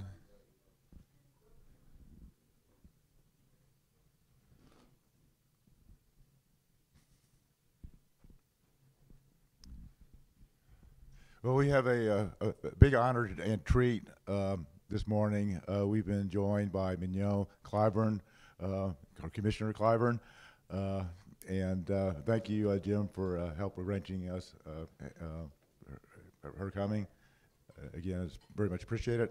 We're been looking very much to what you have to say, and welcome. I'll let you carry it from there. Thank you. Thank you. So welcome to Austin. I'm glad Thank you could you. make it. And I thanks appreciate it. Yeah, thanks for taking my invitation. Absolutely. One but- of the best cities in America. Oh, there we go. Second to Charleston, but Yeah, anyway. there So before we start, I just want to give you everyone in the crowd a background on Mignon. She is former commissioner of the FCC. She served on the FCC commission from 2009 to 2018. She served as acting chairwoman in 2013. While at the FCC, Commissioner Clyburn was committed to closing the digital divide. She championed diversity in media ownership, initiated inmate calling service reforms, and fought to preserve a free and open internet. So very key issues, and key issues to the crowd here today. Prior to the FCC, Mignon spent 11 years as a member of the Public Service Commission of South Carolina, so she understands the regulatory environment that we deal with quite well. And prior to the PSC, Mignon was publisher and general manager of a family-owned newspaper, the Coastal Times. So, as you and I have discussed, the audience here is focused on communication technology issues, valuation of the communication networks. We've been hit over the last couple days with 5G technology, cost, and other issues. And while these are critical, I think the one key issue that we really haven't dove into is the politics and the policy sitting behind all this and how they intertwine together. So I'm glad you came today so that we can kind of get into that. Absolutely. So let me ask you a couple initial questions, just a couple on your passions, just so that people understand where you fought at the FCC. And we can start with inmate calling. Right. Why is that an issue, and what did you push for? Well, again, thank you for dragging me out of the cold and bringing me into the chili. It is seriously great to be here and to have this conversation with you, Jim. When you talk about, in essence, what makes me tick and what my priorities have been, I guess if I had to kind of sum it up, when you talk about diversity and inclusion, inmate calling, providing more opportunities for smaller telephone providers, particularly the guys I call them in the square states. I'm not being offensive, but in the square states especially, where you've got a lot of independents that honestly didn't have the bandwidth or the capacity or sometimes the regulatory friendships to bring them to the next level, particularly the smaller wireless providers. All of those have a recurring theme with me, is how can government work better for those who need the most? How can it pay attention to those who have access to the least? And when it comes to that particular issue, inmate calling, it is one of those issues that is not sexy, that doesn't have a sympathetic or empathetic audience, and people have ignored it for years. It is a broken system. If you don't know what I'm talking about, you're among the very fortunate. But there are about 2 million persons who are serving time as we speak. There are about 2.7 million children who call them, mom, mostly dad, but mom. But because of an unjust and unreasonable and broken market structure, economic structure, they cannot afford to keep in touch. It is not uncommon for the cost per minute for a call to and from a facility that costs it to be in excess of $1 a minute. People who are mostly on the not so great side of the economic, because I don't like to call it sort of low wealth communities, because I don't believe in calling people poor. I just don't. But that might be income constrained. They're the ones most likely to have a loved one in prison. And they're the ones that are paying $300, $400, $500 a month to try to keep in touch to make sure those children have better outcomes. So that issue had been punted for about 10 years at the FCC. It had been ignored too much at the state level. And I thought if I don't give it a voice and pay attention to it, then that problem would not be solved. That's significant to all of you because if that money is going to pay for those calls, that money can be invested in the communities. If inmates and families don't keep in touch on a regular basis, that means that a person, when they are released, and 700,000 inmates are released to society every year from various facilities, they go home as strangers, they're less likely to adjust, and within 5 years, 75% of them are back in. That's a high economic burden on us, and it is an economic burden on those families, causing them to not be able to invest, to adopt broadband, to do a number of things that they're foregoing, take their meds in order to keep in touch. It is important. It is one of those quiet, excuse me for saying this, evil systems that's really causing all of us to pay high costs, whether you see it or not. Great. Let me jump to another issue, and again, it's you fight for the people that don't have a great voice in government, and one of the next ones is Lifeline. How can you explain Lifeline and just kind of what your thoughts and concerns were with Lifeline? Lifeline is a 30-plus-year-old universal service program. Right now, they might have tinkered with it a bit, but when I was there, it's about a $2 billion per year program that seeks to bridge the economic gap for those in our communities that literally cannot afford a dial tone. We expanded it a couple of years. It's kind of limping along with this to include broadband, but it's a $9.25 per month subsidy that goes to the provider to enable either sometimes free or low-cost communication services for those who are most in need. So that program was instituted because, as with any utility, it is believed that the more of us that are on board, the greater economic benefits for the entire community. Because when is the last time you walked around and you saw a coin or a payphone? I don't know how. When I got to the FCC, I think there were 800,000 of them. When I left the FCC, there were under 200,000. And I guarantee you that number is way less. I hate to say it, I stopped paying attention because it was just not part of the ecosystem. So for those who are low wealth, how do they call 911? How do they keep in touch with with teachers? How do they find a job? How do they find opportunities? How are they connected? So Lifeline is an important tool for those who are making critical decisions whether they're going to eat on a given day or keep a dial tone. Believe it or not, there are millions of people in this country who make that choice every day.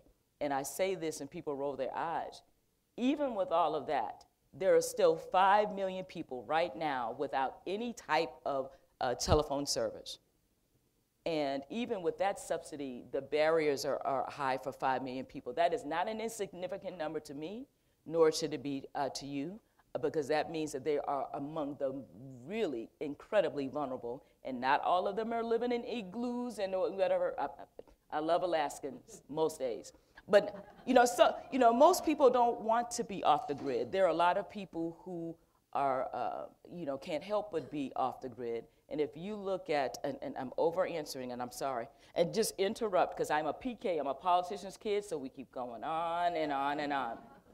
But this is serious to me because if you were to look at where the numbers are the highest, I call it sort of the Amtrak corridor, Baltimore City, Baltimore County, Newark, very economically challenged areas where people might pretend that they have a phone or that phone is on, but you'll be surprised how often there's a disconnect or they're not, they don't have service. Right. So that's why it's important. It's important for all of us, for people to be able to keep in touch.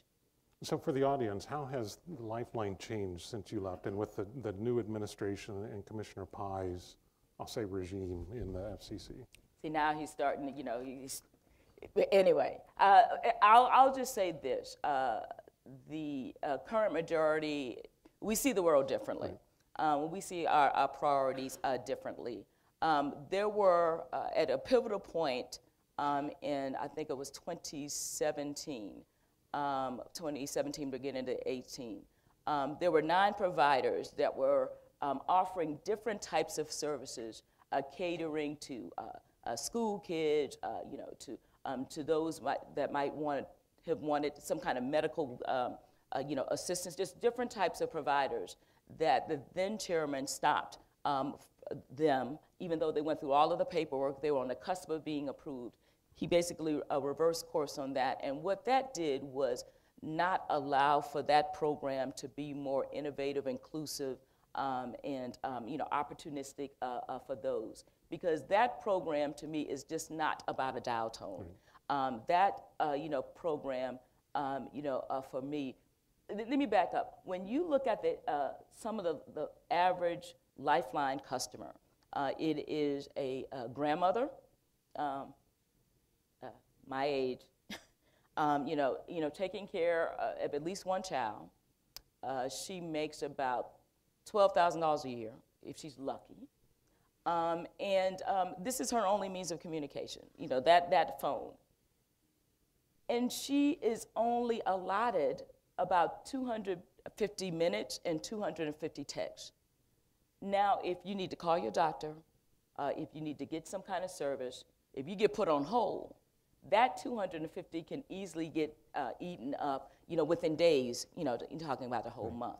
And so to provide opportunities that have different types of frameworks that might have more minutes or more partners that will not have counted against the minute, if there were, a medical provider that said, these texts won't count against your texts, that would have allowed for that program to be more things for more people. And I will admit that was, in terms of the leadership in me, that was a big, very sensitive point for us, because I thought the program could morph into something that would be competitive, vibrant, and I don't see that happening at this juncture. Gotcha.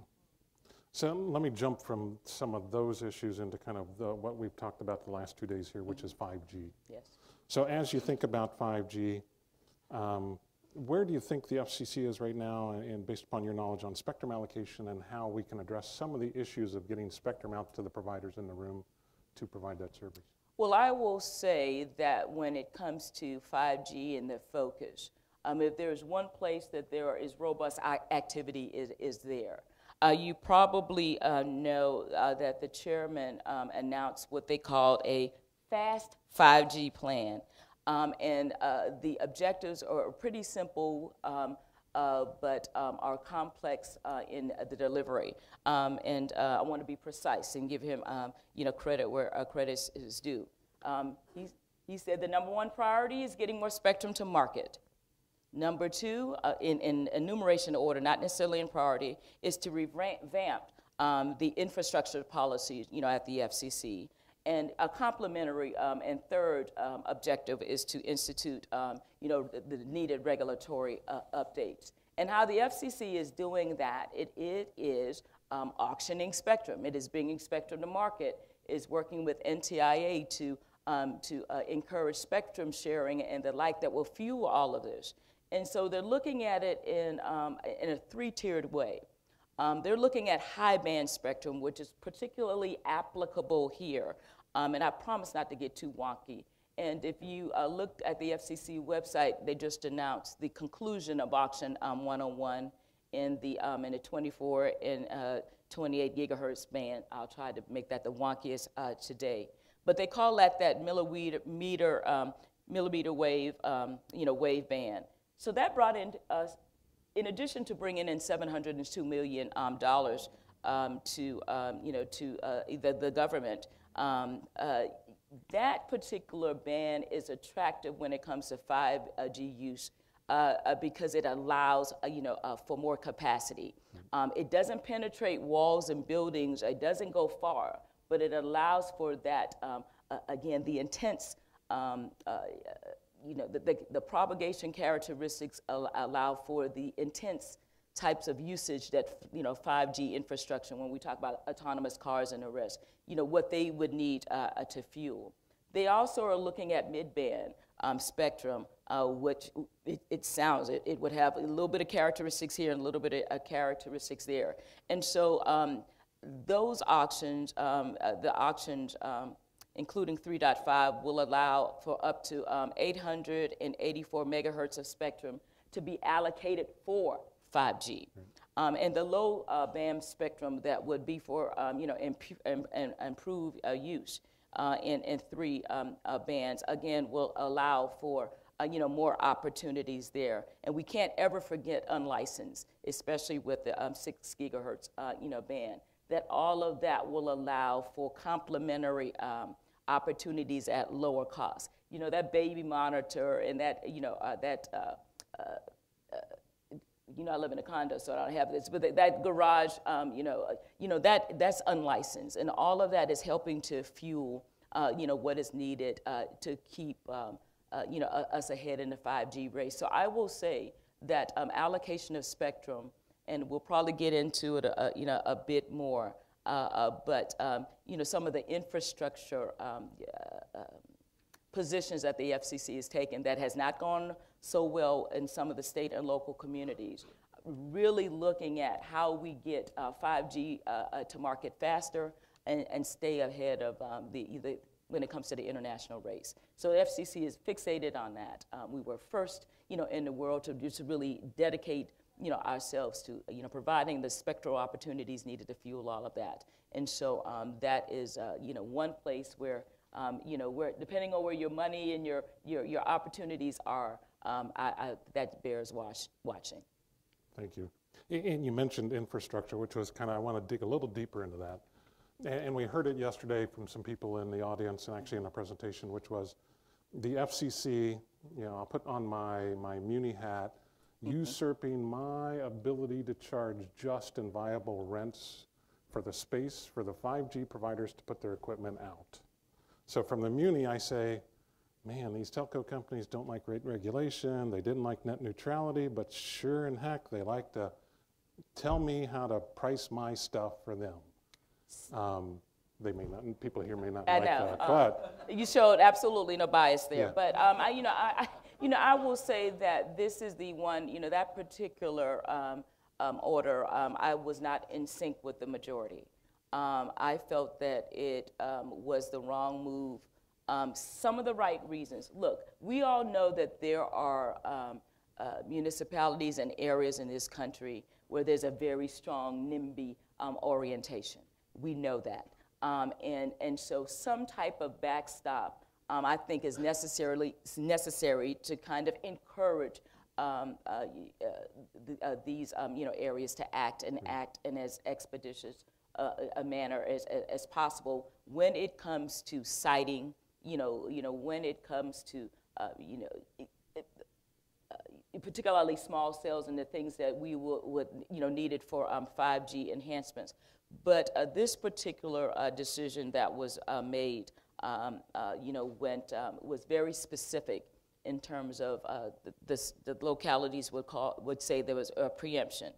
As you mentioned, it placed a ban or a limit on the fees that state and localities, can charge for processing applications when it comes to, this infrastructure and these intents and managing deployment of the right-of-ways. Is instituted shot clocks, which some cases are good, but you have to think about each municipality and if they're resource constrained. If you've got one person, like I talked to someone in Montgomery County, if you got one person and there are 200 applications a month for small cells coming in, and that person is not 100% allocated to do that. And think about the other municipalities that might be outside of those main hubs. There's a chance you're going to be resource constrained, but You've got 60 days to process an application, to approve an application if it's an existing structure. You got 90 days to approve if it's a new build, and you have 150 days to approve if it's a non-wireless facility, application. And if you fail to act, there are very significant consequences. All of this has meant, according to estimates, over $2 billion, $2.2, $2.5 billion that will not flow to those communities. A lot of the negotiations that the companies and the municipalities had, they ceased after this order was released. Now, in terms of where things are built and the speed in which it's built, again, some people needed to be checked and balanced. Let me say that. But instead of having a more surgical, streamlined approach, if I could borrow from what this is said it's designed to do, it took a sledgehammer to a problem that I think that we could have addressed where the bad actors were, the insincere actors. But now everybody that good must suffer with the bad. I don't know if you had a teacher like that. I had a 5th grade teacher like that. 3 or 4 of us acted up. The whole class got punished. That's what is happening here, and I think it's unfortunate. Of course, it's going to be challenged, and I think it would lessen the goodwill and the cooperation of those municipalities. 75% of those city fathers and mothers in these facilities say broadband, this type of infrastructure is either their first priority or in the top 5. Right. So no one, I haven't heard anyone say, I don't want these opportunities in my town. I don't want more ubiquitous broadband, faster speeds, gigabit speeds. I haven't heard anybody say, not in my town. I really haven't. If you have, we can talk about that in a few minutes. But the priority is there. But what I have found when you talk about building partnerships and relationships in communities, particularly when it comes to siting, when I'm from Charleston, South Carolina, aesthetics mean a lot. I'm sorry, we just don't want an ugly small cell, on our monuments. And I'm being a little, I'm going a little further there, but there are a lot of people, there are a lot of mayors from very conservative jurisdictions who are very upset that it's going to not only chill the type of relationships that were built, that the aesthetics and the amount they had to pay to do other things that would have been complementary, all of those things would be at risk. $2.5 billion or whatever the estimate is a lot of money not to be flowing to communities. And that money is going to come from somewhere else because the needs are there. And I think it's going to, in the long run, be painful for state and local communities and their budgets. Thank you. So tied to that 5G, so as the small cells go out and the cities allow the small cell to be there, you and I have talked about the need for the wireline and wireless networks to play together. Right. So as we think about that wireline network, what has the FCC done to help make sure that we have a robust as possible network out there to support not only broadband potentially, but the 5G? I know you and I worked on the National Broadband Plan. Right. We worked on the Connect America Fund to get that funding out. Right. Maybe if you can touch on those a little bit, and maybe what else is being done to help expedite the deployment of potentially fiber out into parts of the country. So I guess we're nearing 10 years, on the National Broadband Plan that was delivered to this nation, sanctioned by Congress to serve to me as a template. I called it, when I got to the FCC, my manna from heaven, because it, in 9 chapters, subject to check, really outlined what it was hoped through a lot of front-end engagement. I mean, they went out of there with their team, went out of its way to be inclusive. I mean, asked for comments, just so much so I was rereading some things, for here.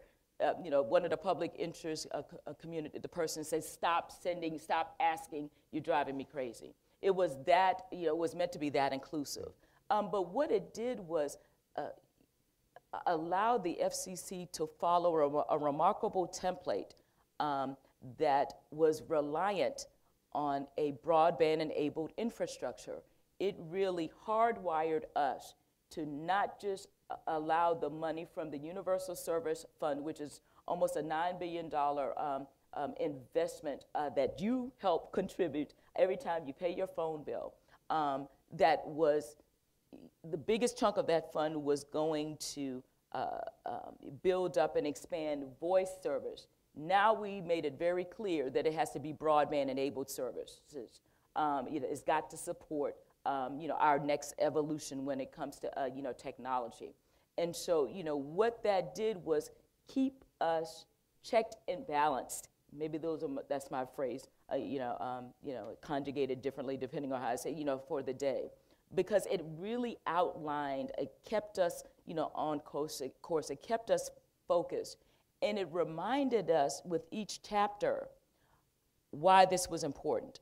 When it comes to health.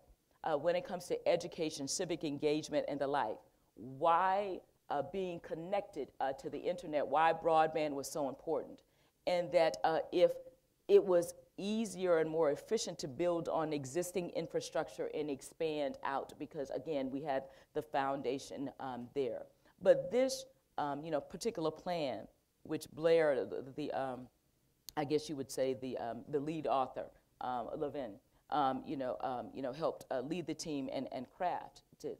He always says that this plan was a perpetual beta, which means this is a living and breathing document that was, while it was produced at a point in time, at a snapshot, in time, it was meant to fuel, what would come next. We wouldn't be talking about autonomous cars, or the Internet of Things, or the shared economy, your Lyft and your Uber and other and Airbnb, all of the things that many of us have taken advantage of. That would not have been possible, but for the blueprint laid out and the broadband plan and our willingness to follow that course and really reform universal service, which has allowed for a more ubiquitous broadband deployment in this nation.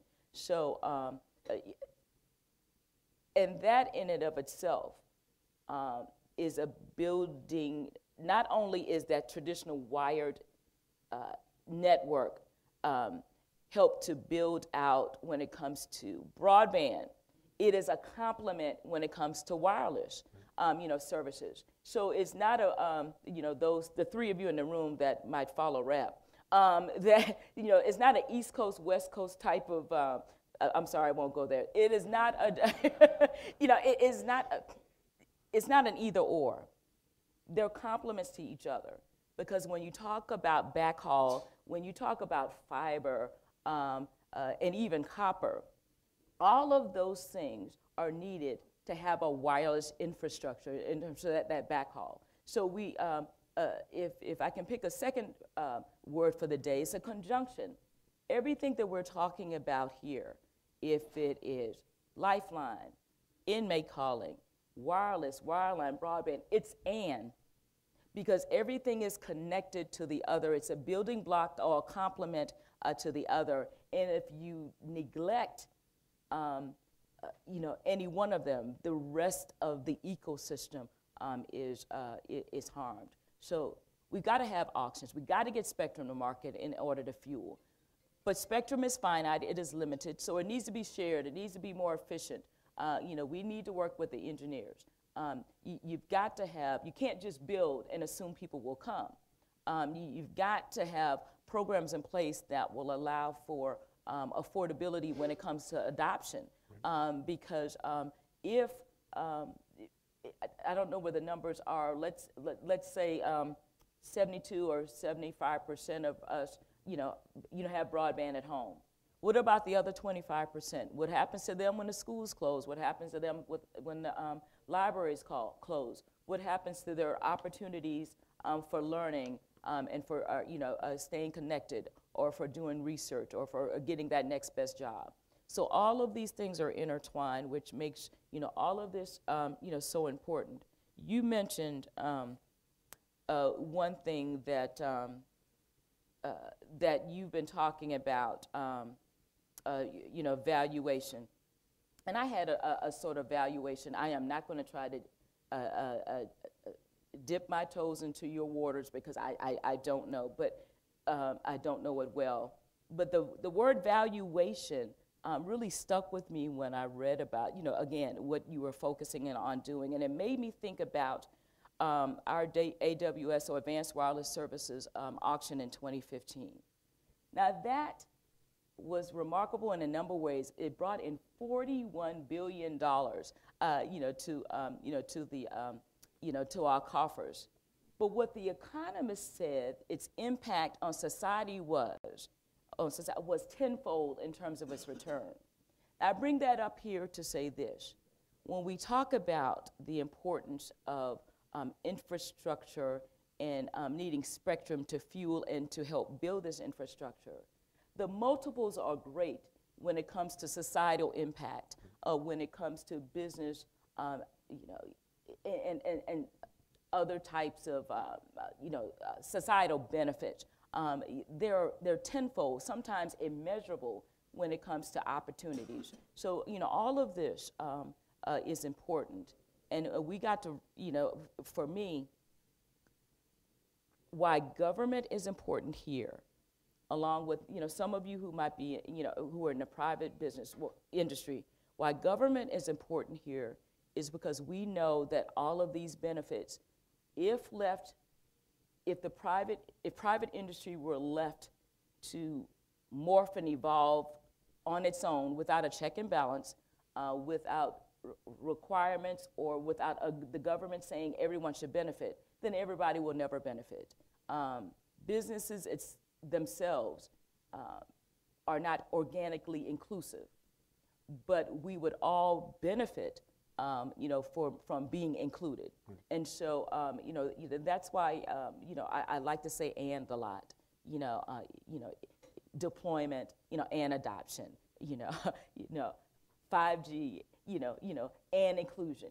All of these things are important, because 5G, if no check and balance, if there are no requirements or, dare I say, demands from state and local communities, 5G is going to go where 4G LTE went fastest. It's going to go to affluent communities. It's going to go to high density, high net worth cities. And rural communities and low net worth communities will never benefit from what we're all so excited about. So that's why it's important for us to be multifocal, I believe, in our thinking. And recognize that with a tweaking here and with a partnership here and with sharing here by way of spectrum, we can realize multiple benefits from the same infrastructure and oftentimes with the same effort. Right. Yeah, in part, well, first, I'm thinking of Schoolhouse Rock when you sent conjunction, so I'm thinking And but nor. that song is in my head. Conjunction function. What's your function? Yeah, so I apologize for that. If it's in your head right now, I know. it will go away in a couple days. Yeah. So after a couple of visits to the bar, you'll be fine. Yeah. Or you'll start singing it with your friends. So. Yeah. And for the younger people in the crowd, you got to watch Schoolhouse Rock. Please look it up if you don't know. Yeah. But one of the greatest educational tools ever. I promise you. I agree. But coming back to, you hit on it somewhat, but I just want to focus on rural America. And I put up some slides in the last presentation about the fact that deployment for the carriers in the room is just uneconomic for them. They just can't make the money. But as I mentioned yesterday, you and I talked about, it's a greater payback than just the carriers. There's reduced healthcare cost, there's other costs. Can you kind of go into kind of the broader business case for you and why government why government is there. It's not necessarily an evil thing for government to step in. They serve a purpose, and the purpose is. You know, I really look at, and you would not believe if you travel internationally and speak to people about our universal service construct, that it is the envy of many in the world. It recognizes that there are needs that are not going to be realized in the traditional marketplace.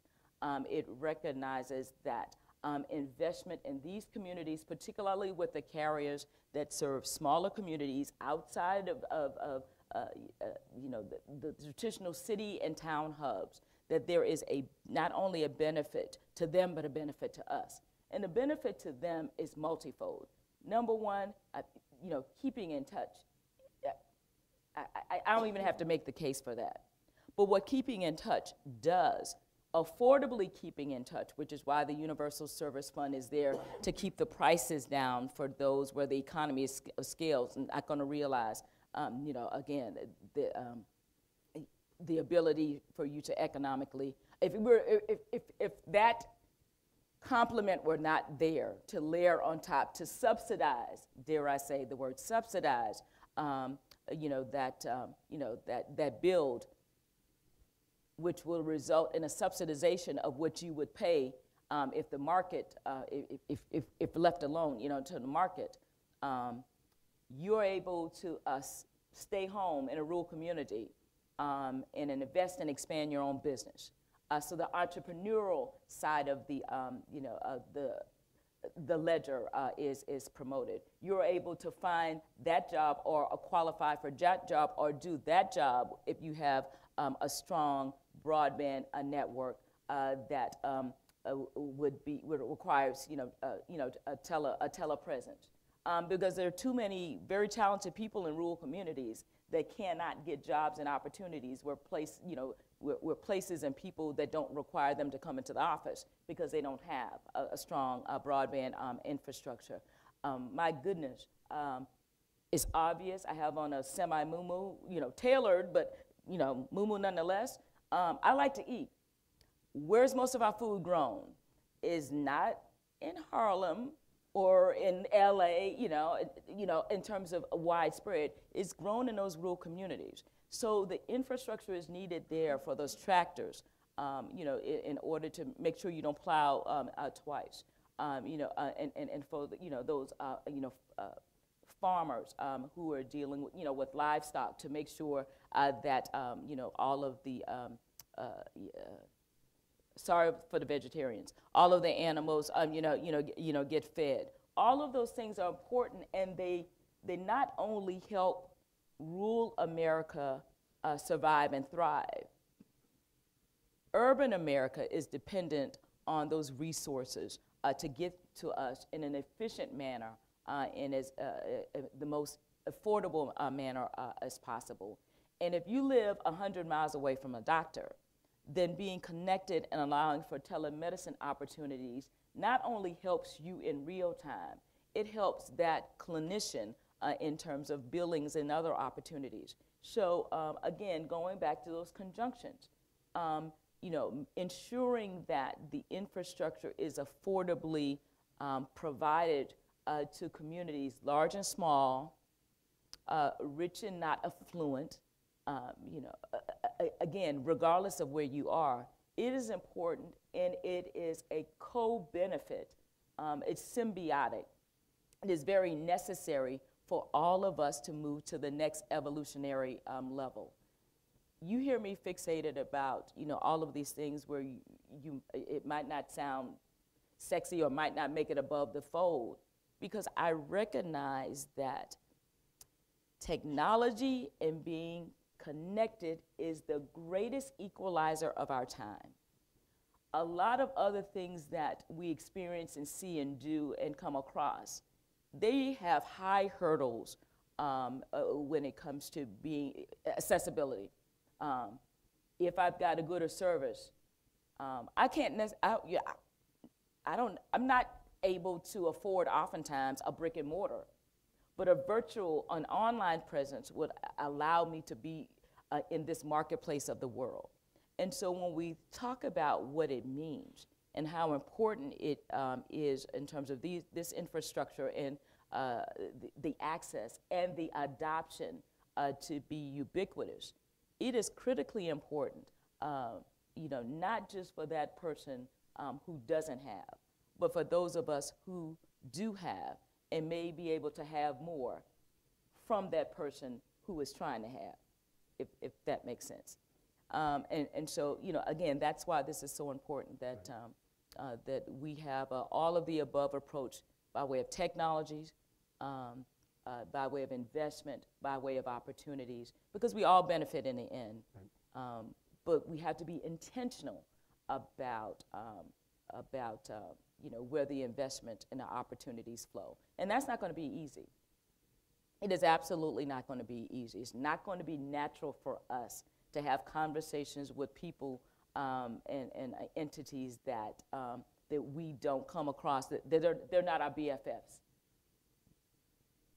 But you're going to have the same persistent poverty, persistent lack of opportunity issues. We're going to be here, in our rocking chairs, but still, pretending to know we're with it in about 30 years and still having the same problems if we don't address them now in real time. And that's why, if passion comes across, that's what I'm passionate about. Because not only am I just one generation removed from the grandmother who did not have, for the grandmother who didn't have opportunities. Both of my parents, for first generation college graduates. This is very real for me. And when I go back to those 12 acres, that's very real for me. And those persons who chose not or didn't have the opportunity to leave, they should have the opportunity to thrive. Right. So wrapped into that, just another sticky issue, just so we can hit some sticky issues. Okay. Municipal networks. So there are certain parts of the country, we talked about rural America, we've put subsidies out there to help push services out, but there are many communities that say, we want fiber. Right. And the carriers say, we just don't have the capital right now to get it out to you. So some are taking upon themselves to deploy their own fiber network, many open access.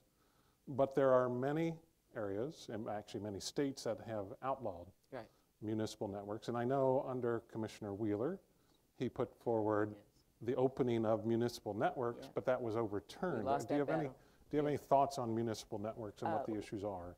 I remember being in North Carolina at a CTOA meeting a few years ago when round one of the North Carolina law, that would have been more restrictive in line, and they would have been among the now 35 states that either have laws that prohibit or restrict the development of public-owned broadband networks.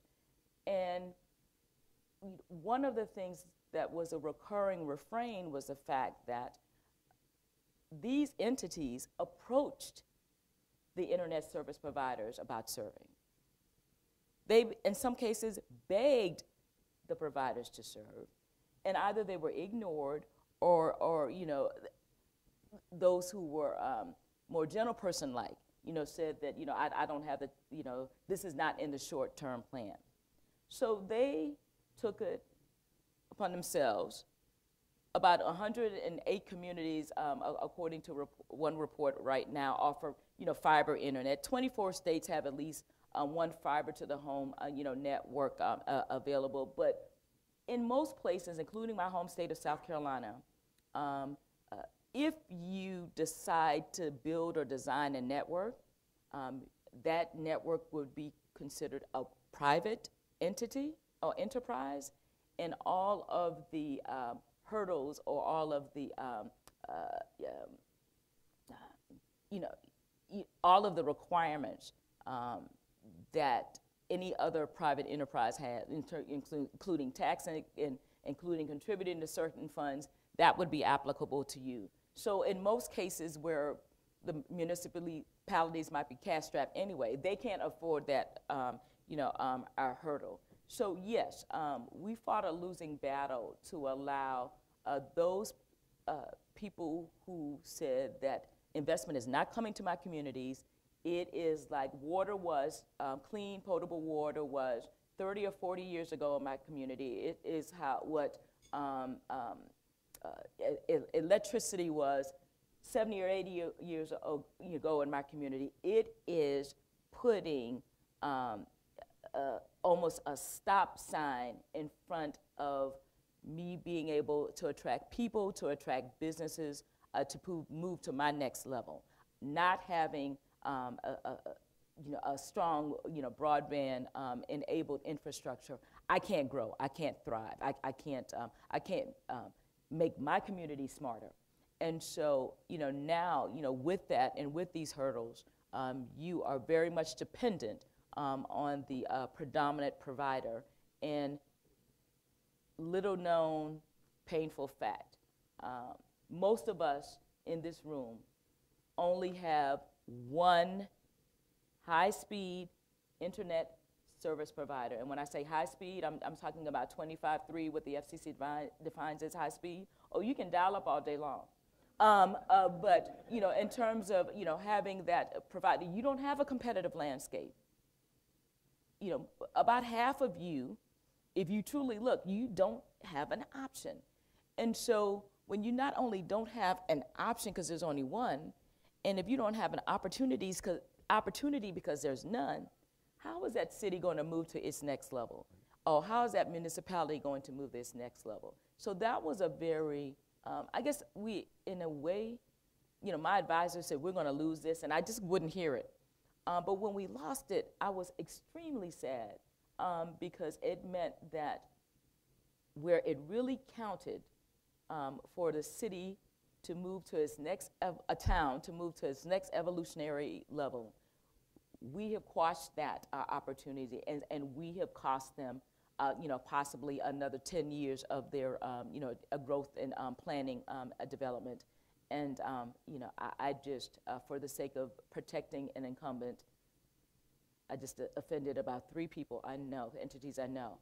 That's problematic. Right. And so I think I just lost a job. But anyway, I just, but that is why, it was so important to me to have, to better level the playing field, because the playing field, even though that was the argument behind the laws, right. You got to have a field to be, to level it. And when you're still, kind of digging up, digging up, and trying to smooth over the dirt, and you haven't even gotten to that point, then, I don't know how a playing field ever gets level, for those who need it the most. So I'll finish up just so the audience has some time to answer or ask some questions. It's probably the stickiest question and what people are very interested in, but maybe if we can just maybe a shortened answer so they have an opportunity. I'm sorry, I don't do well with short answers. I'm sorry, I'll do better. I just gave up. Really. Yeah, right. Net neutrality. Oh, yeah. Uh-huh. So we know net neutrality, was at one point under Commissioner Wheeler pushed out that, the internet should be free to all, that the carriers who own that pipe should not restrict anybody from doing it, and that was reversed. Yes. What are your thoughts on, maybe a quick couple thoughts on net neutrality?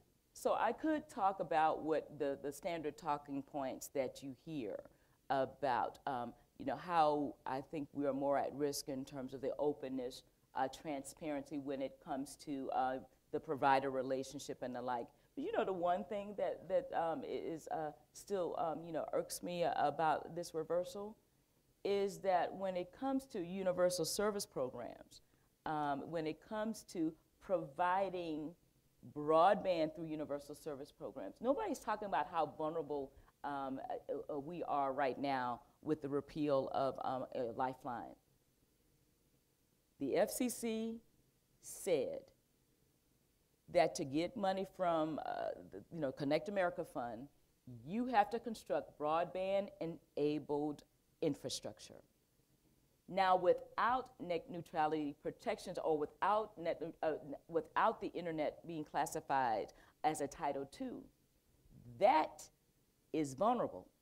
And your companies, that are getting universal service money to build these networks, you are vulnerable. There's going to be someone in the not so distant future that will challenge the FCC's dispersing of this money for this broadband-enabled infrastructure.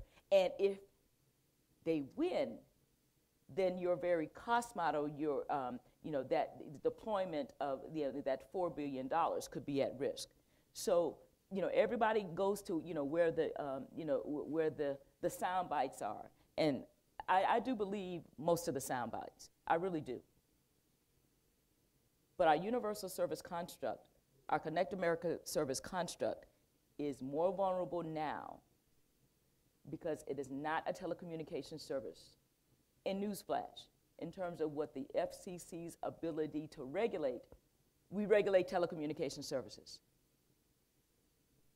So if it's not a telecommunication service, how do we regulate? And if we don't regulate, how do we lawfully, sustainably distribute those monies? So I wanted to leave that with you. I'm not going to come with the classic talking points, and that's as quick as I can get.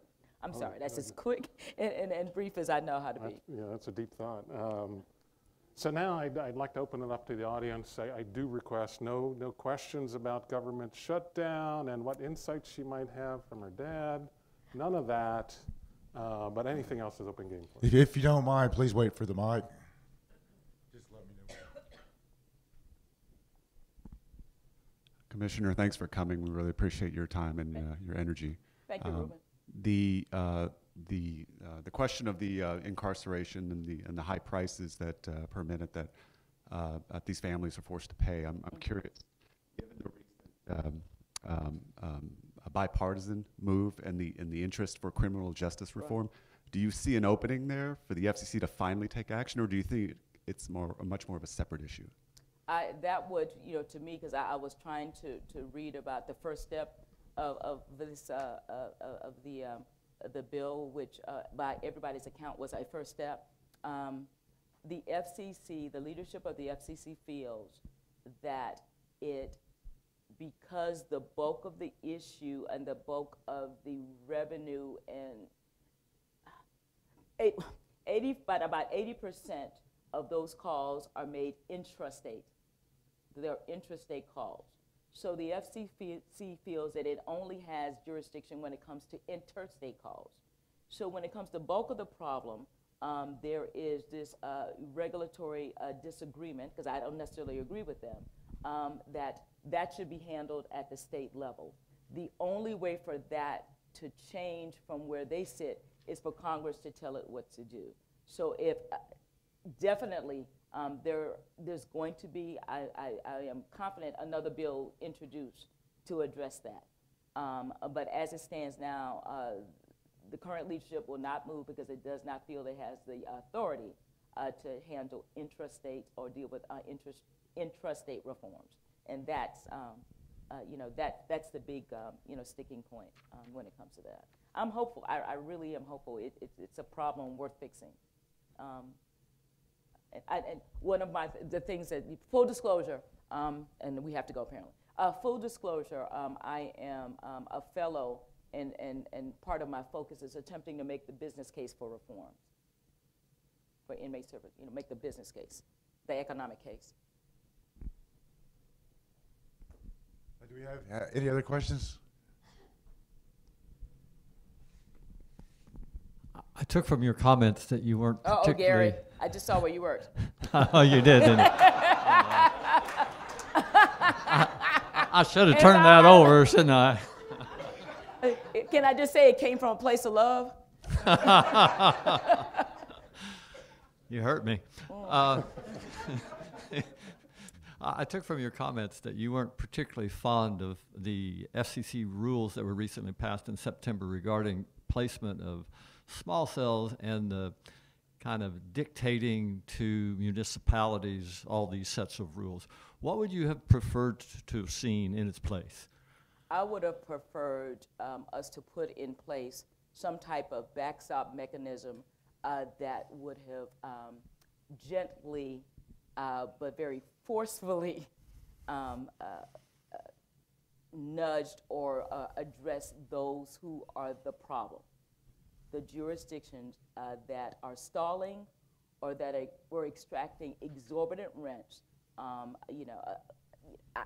outside of some type of, a cap that they put in place, because it's what, $250? I can't remember what it is right now. So that's what I would have preferred, a more surgical, streamlined approach addressing the harms and not making the assumption that everybody is the bad guy here. And so that was, my issue. Because most jurisdictions were acting in good, faith. Numerically, most jurisdictions were acting in good faith. Might not have been what exactly you wanted it to pay, but it wasn't $3,000 or $4,000 where I have heard that. Well, we just want what's fair. I know you do. Thank you. I appreciate your No, I comment. appreciate it. Thank you. And, tell the guys back home I love them too. Yeah. Am I? Okay. Oh, yes, there you go. So my question is, I can't see your name. Are you Rosa? What's that? Rosella. I'm sorry now. My contacts are apparently not working that far. I Okay. see them now that I'm focusing. So- Thanks, Rosella. Coming from a rural area, why is the rural broadband not addressed in the same way the electricity was in the 30s, where there is a program to make sure that all rural areas are covered with some kind of a loan program versus the way it's being handled right now? But there is actually, through Russ, the rural. Yeah, I mean, RUS. RUS. Yeah. So there is. The challenge is the amount of money and the amount of time for that money to be dispersed. So yes, in fact, you've got people who are a bit envious in urban areas who are saying we're paying too much attention to rural. So we make a $4 billion a year investment at the FCC. There are loan programs, low cost to almost zero, percent loan programs coming through the rural utility services. So that is happening.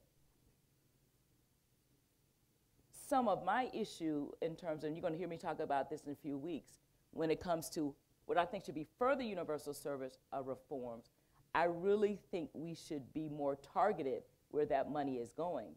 It is going to some places in some communities that are considered rural, but they got $2 million houses. They don't need broadband subsidies. They don't need subsidies. I'm sorry. Aspen, Colorado does not need a subsidy. Okay. I'm not going back. And if you live there, you know you don't need a subsidy. And so, so that is happening. It is not happening to the scale and scope and speed in which you, in which you might want. But it is happening. The infrastructure is in place. I promise you. Okay. We can talk more offline. I'm not rushing out. No, that's fine. No, I can't see that. So who are you? I'm Kimberly Hauser. I'm a professor at Oklahoma State. Oh, okay. And I did want to congratulate you on being appointed to the Commission on Artificial Intelligence. Thank you. I just had one question. In this committee, will you be considering privacy protection for data, or is it more a focus on national security issues? So I will affirm to you that I have not attended meeting one. But I believe one reason why I was chosen is some of the perspectives that might not organically be addressed. That was my suspicion. Will be. So, so your suspicions are validated, and I assure you that they will be voiced. Excellent. Thank you.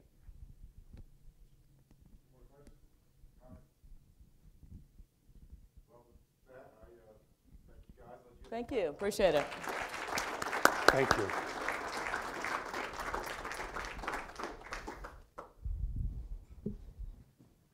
So it's time for about a 10-minute break. We'll start again at 11:30.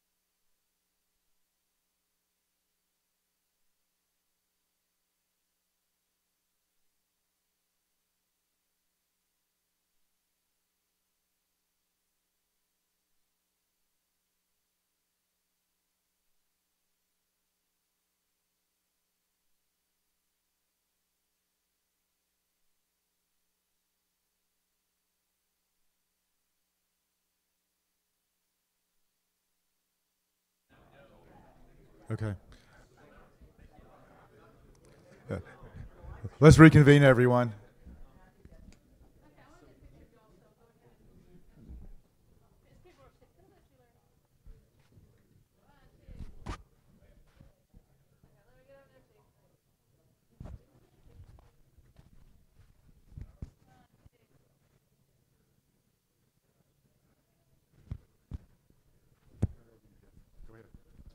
See, where's my mic man there? Hey, everybody. I'm Jeff Binkley, and first of all, I know many of you may have flights, and one heads up, there's ground stops all over the place in these, so I would check first. And somebody noted last night, at this time, I said, when you guys are talking, a lot of people will be leaving in the middle of it. And I said, well, they always do that when I'm speaking, so it's nothing me. And I always assumed it's because they had flights. Maybe not, but no problem if you got to get up and go. But if you get up and go now, you're going to miss trivia. So now, the trivia we do here, those who've been around, we usually base it around the time of year, okay? And the time of year we're almost to Chinese New Year. All right, see this? 2019. 2019 is the year of the first. Excuse me, who said pig? Got it. 2019, folks, year of the pig. Here you go, Starbucks gift cards. All right. Now, guess what kind of trivia we're going to do next? It's Super Bowl time. Yep, Super Bowl time. So I live in Atlanta. Super Bowl's coming to town. And if any of you are going to be there, you want any restaurant tips, you want to know how to avoid being stuck in traffic for 5 hours, just shoot me a note.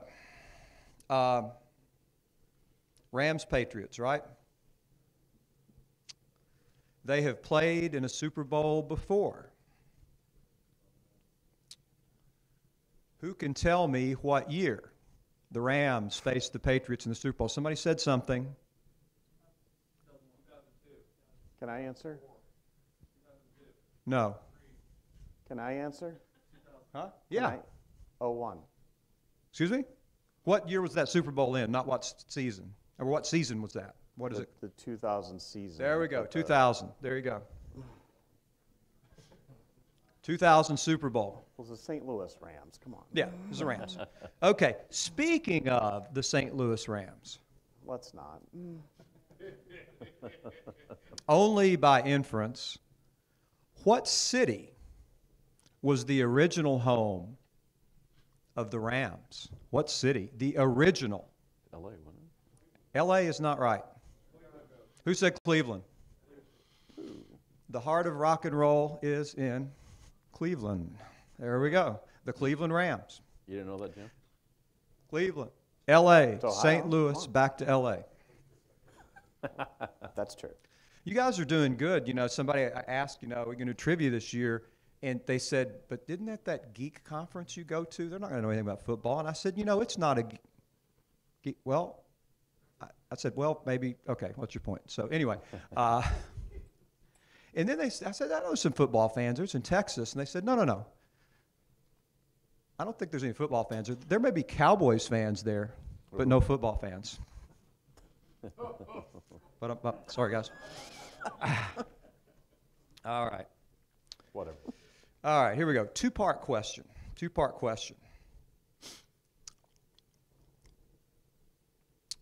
The Rams and Patriots. I'll just give you the first part. The Rams and Patriots have played before in the Super Bowl. They have. In what city? Should be pretty easy. I know that one too. The ATL, correct. Oh, really? Who said ATL? Peter, you can now caffeinate to your heart's desire. There you go. All right. One more, guys. Wait. We have Wait. an objection. Which? Huh? That was when the Rams and Patriots played? It was in Atlanta, wasn't it? That was New Orleans. That was New Orleans. No, you won in New Orleans. Tennessee was in Atlanta. Oops, you're right. Give Keep it it. back. Keep, oh, he's already got one. He's already got one. All right. One more.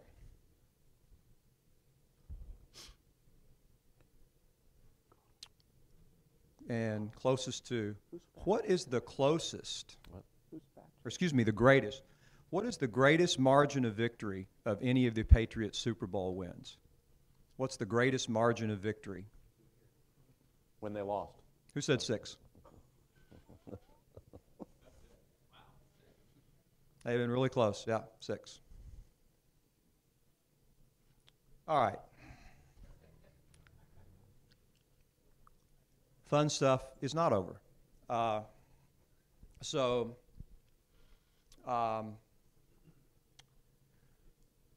We'd like to, the official title of this is, it's something like who cares? It's why does this matter, right? So, and that's aimed at, two audiences, those of you who have an interest in the implications of all this information for ad valorem taxation, and probably a really smaller group, people outside that field who actually are curious about it. So if anybody does want to leave, now that you know the topic, you're cool. No offense here. But, in that regard, and Jim certainly referenced some of this, but we want to think about the implications of what we talked about today, particularly the state of broadband fiber networks today, right? The current hybrid fiber coax networks, the implications of the move to fiber deep, and the implications of fiber to the premises as a standard for replacement cost. The first thing I would ask, and this is to those of you who are jurisdiction officials in here, how many of you have a policy or something in your rules or handbook that points to how one should consider replacement cost in your reviews for obsolescence?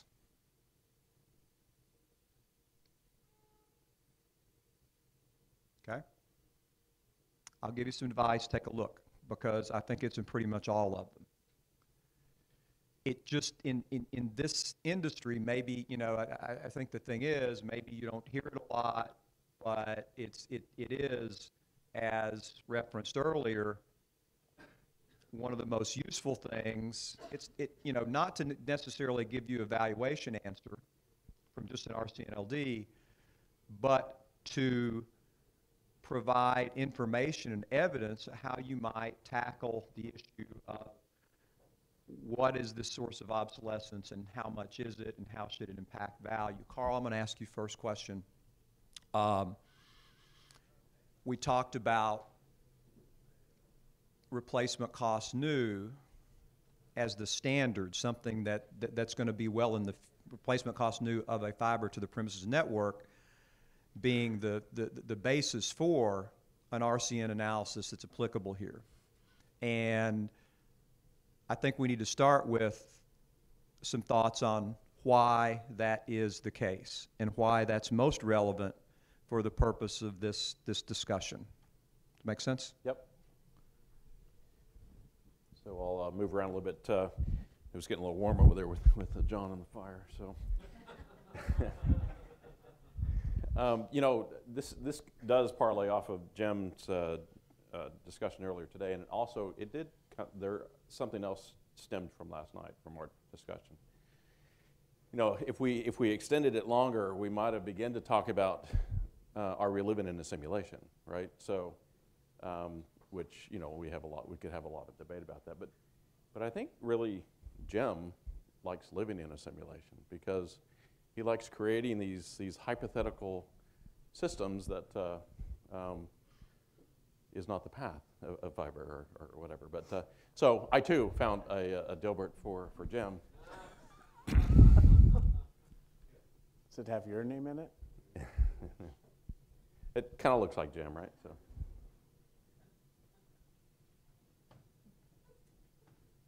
So Jim, you get no respect because of your, you're always in your models, you're always in your video games of modeling things. Well, actually, say that in jest.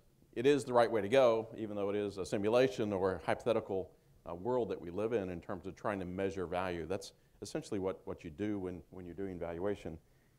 You know, the challenges that we see out there is that when you start with historical cost and then you take the promulgated tables, if you will, whether they're index tables, and then you apply the depreciation tables, and you know, we hear it a lot, hey, we're just following the guidelines. And when you just follow the guidelines, what you get is an assessed value that is much in excess of fair market value because the laws aren't keeping up and the tables aren't changing rapidly enough in order to take into account what's going on. And so the true fair market value is really quite a bit less because you have to start with this hypothetical system, fiber to the prem in this case. So it's much more complex to simply apply schedules. You know, it really is the industry's responsibility, I think, to help educate the jurisdictions about this. So what's causing it? Of course, we've heard it all week long, the past 2 days, I should say. Customer demand for broadband speeds, the technological advancements, both in computer hardware, software, methods, and standards. So, you know, this is Nielsen's law. You've heard of Moore's law. This is Nielsen's law, where the requirements for broadband is increasing at 50% a year. But bandwidth is pretty much, if you think about and juxtapose that with Moore's law, which is the hardware and software progression, that's moving about 60% a year. So bandwidth is kind of the gating factor within using the internet.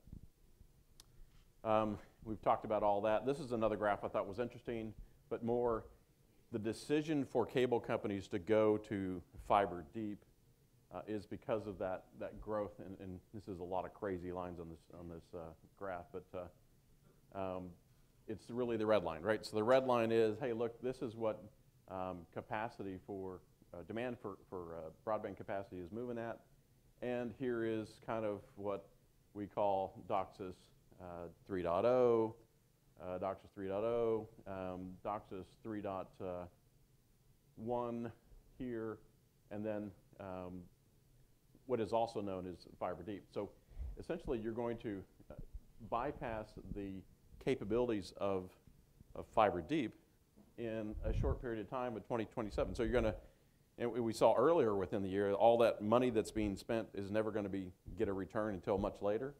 Well, by the time you're going to start getting a return, you're out of date, right? So it's the investments that are being made within the cable industry and in other broadband industries rapidly is obsolete. You're not increasing your revenues. You're just trying to keep your customers. So Jim stole some slides from me, so I stole some slides from him. So I won't go through them again. But this is essentially the steps in which we think about how to really start with what the assessor starts with, and then making the adjustments, ultimately getting down to the fair market value. But you have to account for a lot of different things. And I'll kind of pause there as we work through these answers.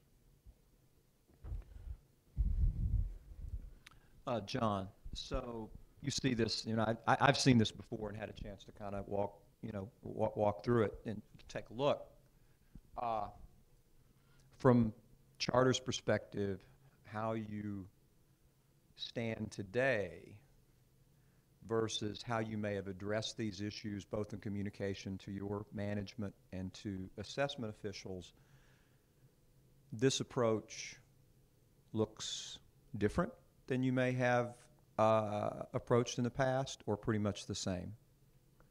Yeah, I mean, from where we are right now, with what we report and the CapEx that's being added, we're far on the left side of this.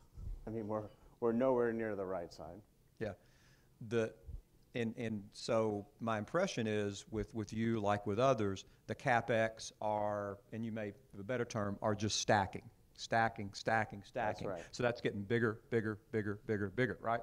That's right. So the delta between that and what we're ultimately going to have to get to is market value. It's wider. It's less connected, right? If you look at original cost and you think of the relationships between original cost and a net value, they're different now. They're different. Any of the assumptions, I would have thought ratios in the past, you show me something, you deal in ratios, I'd say, oh, it should be between this and this. That's changing. Right. That's changing, right? So, I mean, for Charter Spectrum, how far along are you in deploying, and I'm assuming you are, a fiber deep architecture? So with Charter Spectrum, because of the integration, so the acquisition merger was in May of 2016. The integration has taken the better part of 2 years, probably till year-end 18. At year-end 18, we only have deployed 9% of our plant as fiber. And most of that would not be considered to be fiber deep. It's more of getting fiber serving the nodes. So you're really you're starting. We're at the very beginning of it.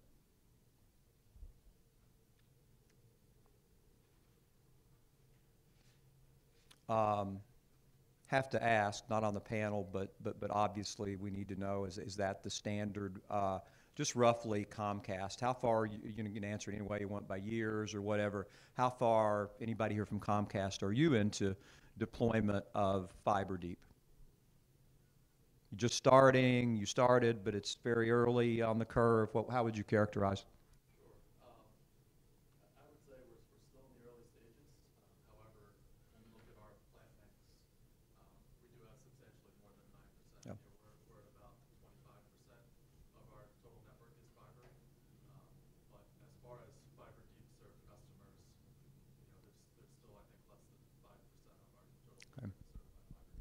Okay. And that's a 25% fiber. So yeah. You really have to ramp up the amount of fiber to cover your footprint. Now, somebody may have mentioned this before, but I missed it, so maybe some of you did as well. And there might be one optimum, but anybody can answer this question. Ultimately, with deployment of fiber deep strategy, what do you think the stabilized point is as far as fiber as a percentage of the network plant or miles, however you would measure it? Okay. Because you still have to have that coax run down the neighborhood. Yeah, yeah. Right. So there's still be a lot of coax still in the system. And John, Carl, from your perspective, how does that affect? How specifically does that affect the value of the remaining coax? It's going to be there, but it in essence performs a different role. Its position within the network is different. It's there for a different reason than it was. So I'm assuming that has implications, value. A, do you agree? B, how so? And this is to either or both of you. I'll maybe take it first. So, when you're doing a evaluation, you're valuing the subject assets, right? So you're not valuing some hypothetical assets, even though we start with a replacement scenario that is, it may or may not look like what the plant looks like in the next near term.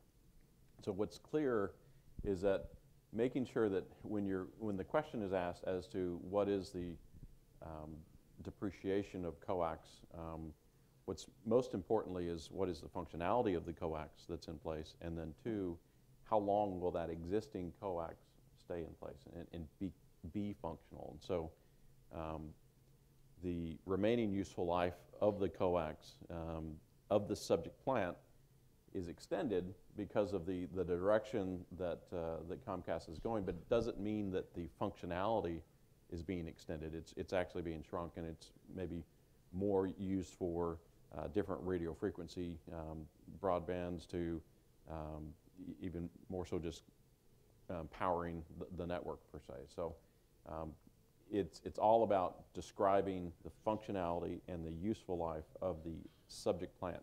Now that, when you're valuing it, has to be compared to the replacement plant. So if the replacement plant is a pure fiber to the prem, right, now you've got your numerator or denominator, if you will, that number on the bottom of a present value calculation or a percent good calculation, that's going to be a longer life asset, right? So a fiber has longer life than coax. And so numerator is how long is this coax going to be there in place of the subject plant, divided by how long is that replacement plant life would be as if new, which is fiber as if new. John, Yep.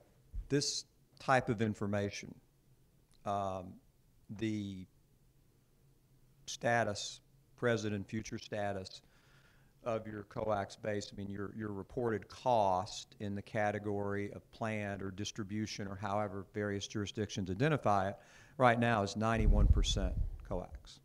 That's Is right. my math good? Yep, okay. I didn't do too good on the 2000, 2002, but, so, all right, so it's 91%. Are you preparing to provide perspective besides just cost to your assessment jurisdictions regarding the future status of fiber?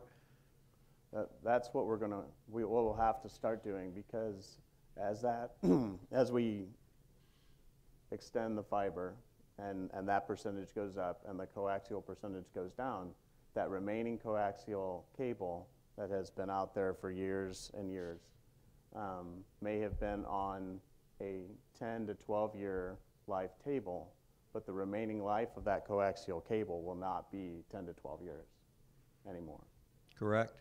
And what's the implications for residual values then in your thinking? I mean, many jurisdiction tables without any adjustment for obsolescence may have an effective residual of up to, say, 20, 25% for a plant or distribution category, unlike what they might have for cable electronics, which might be as low as 1% or 3%, right? So what are the implications for residuals?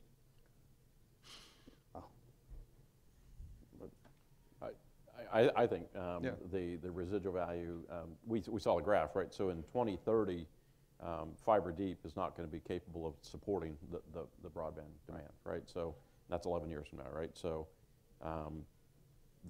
but the implication is that there is no value to the coax at the end of that life, because it's no longer becomes useful because you need a fiber to the prem network. In fact, it is a detriment to the extent that you have to pull it off the poles, and many cases buried. You can leave it in the ground, but or if you need to make room in the conduit, then you have to pull it out of the conduit. So it becomes a negative salvage value as opposed to any value at all.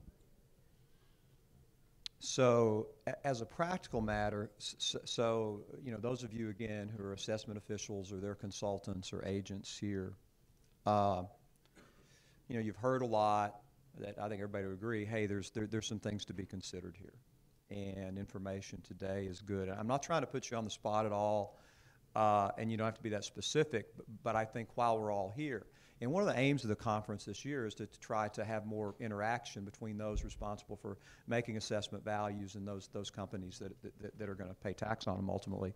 And it's, you know, hearing this, what ideally, or whether you think is practically, would you like to see from taxpayers to assist you in evaluating the impact of this move toward fiber deep around provision of replacement cost information? There's so many ways information can be presented, and in my experience, very often it's a square peg, right? You know, somebody brings you X, hey, this is great, it makes sense, but it's not exactly what I need because of my rules, because of my procedures, whatever. I know people here from industry, consultants would certainly appreciate your perspective, and maybe that even bleeds over into the next session. But anybody, please, any comments, any advice on what you might want to see? Because if you don't, they'll just send you what they think is right, and it may make sense to you or may not. So thank you. I understand what you're saying. I understand what you're saying. Mm-hmm. But how would you measure that functional obsolescence? I guess is Right. you know how we would take the original cost as depreciation, and if we had some sort of documentation that documents your functional obsolescence, and we could apply that. Then it should be, and I think industry people would agree with you. Thank you. That's a good answer. That I think we're thinking this should be presented around the appraisal concept and the standards relating of functional obsolescence. Correct, Carl? Absolutely. And you know, that's the questions that you should be asking, right? So it's like, prove it to me that you are experiencing this obsolescence. And the approach that we tend to take is, well, here is our returns, and here's what has been filed, that big number. The question is that the right starting point or not? In traditional circumstances, you trend it, and then that would be the right starting point, and then you depreciate it from there. But when we go through these models, like Jim has described, the fiber to the prem, there is a much lower cost if you were to build it today using the appropriate economic decision of fiber to the prem. It's dramatically different. And so the difference between that is excess capital cost, which is defined as being functional obsolescence. And so that's the first layer of functional obsolescence that's clear and can be proven by saying, here's what we filed, but here is essentially the replacement cost new of those assets. So instead of a positive trend, it's really a negative trend in many cases. And so that's the first thing we start with. And then if you extend the definition of functional obsolescence, it's not just the excess capital cost, it's also things like excess operating costs. So as you heard earlier, a fiber to the prem network has much lower cost to operate because you can do things remotely. It doesn't have all these amplifiers in the system anymore. It's all the power is even at the homeowners is driving the power with a battery pack.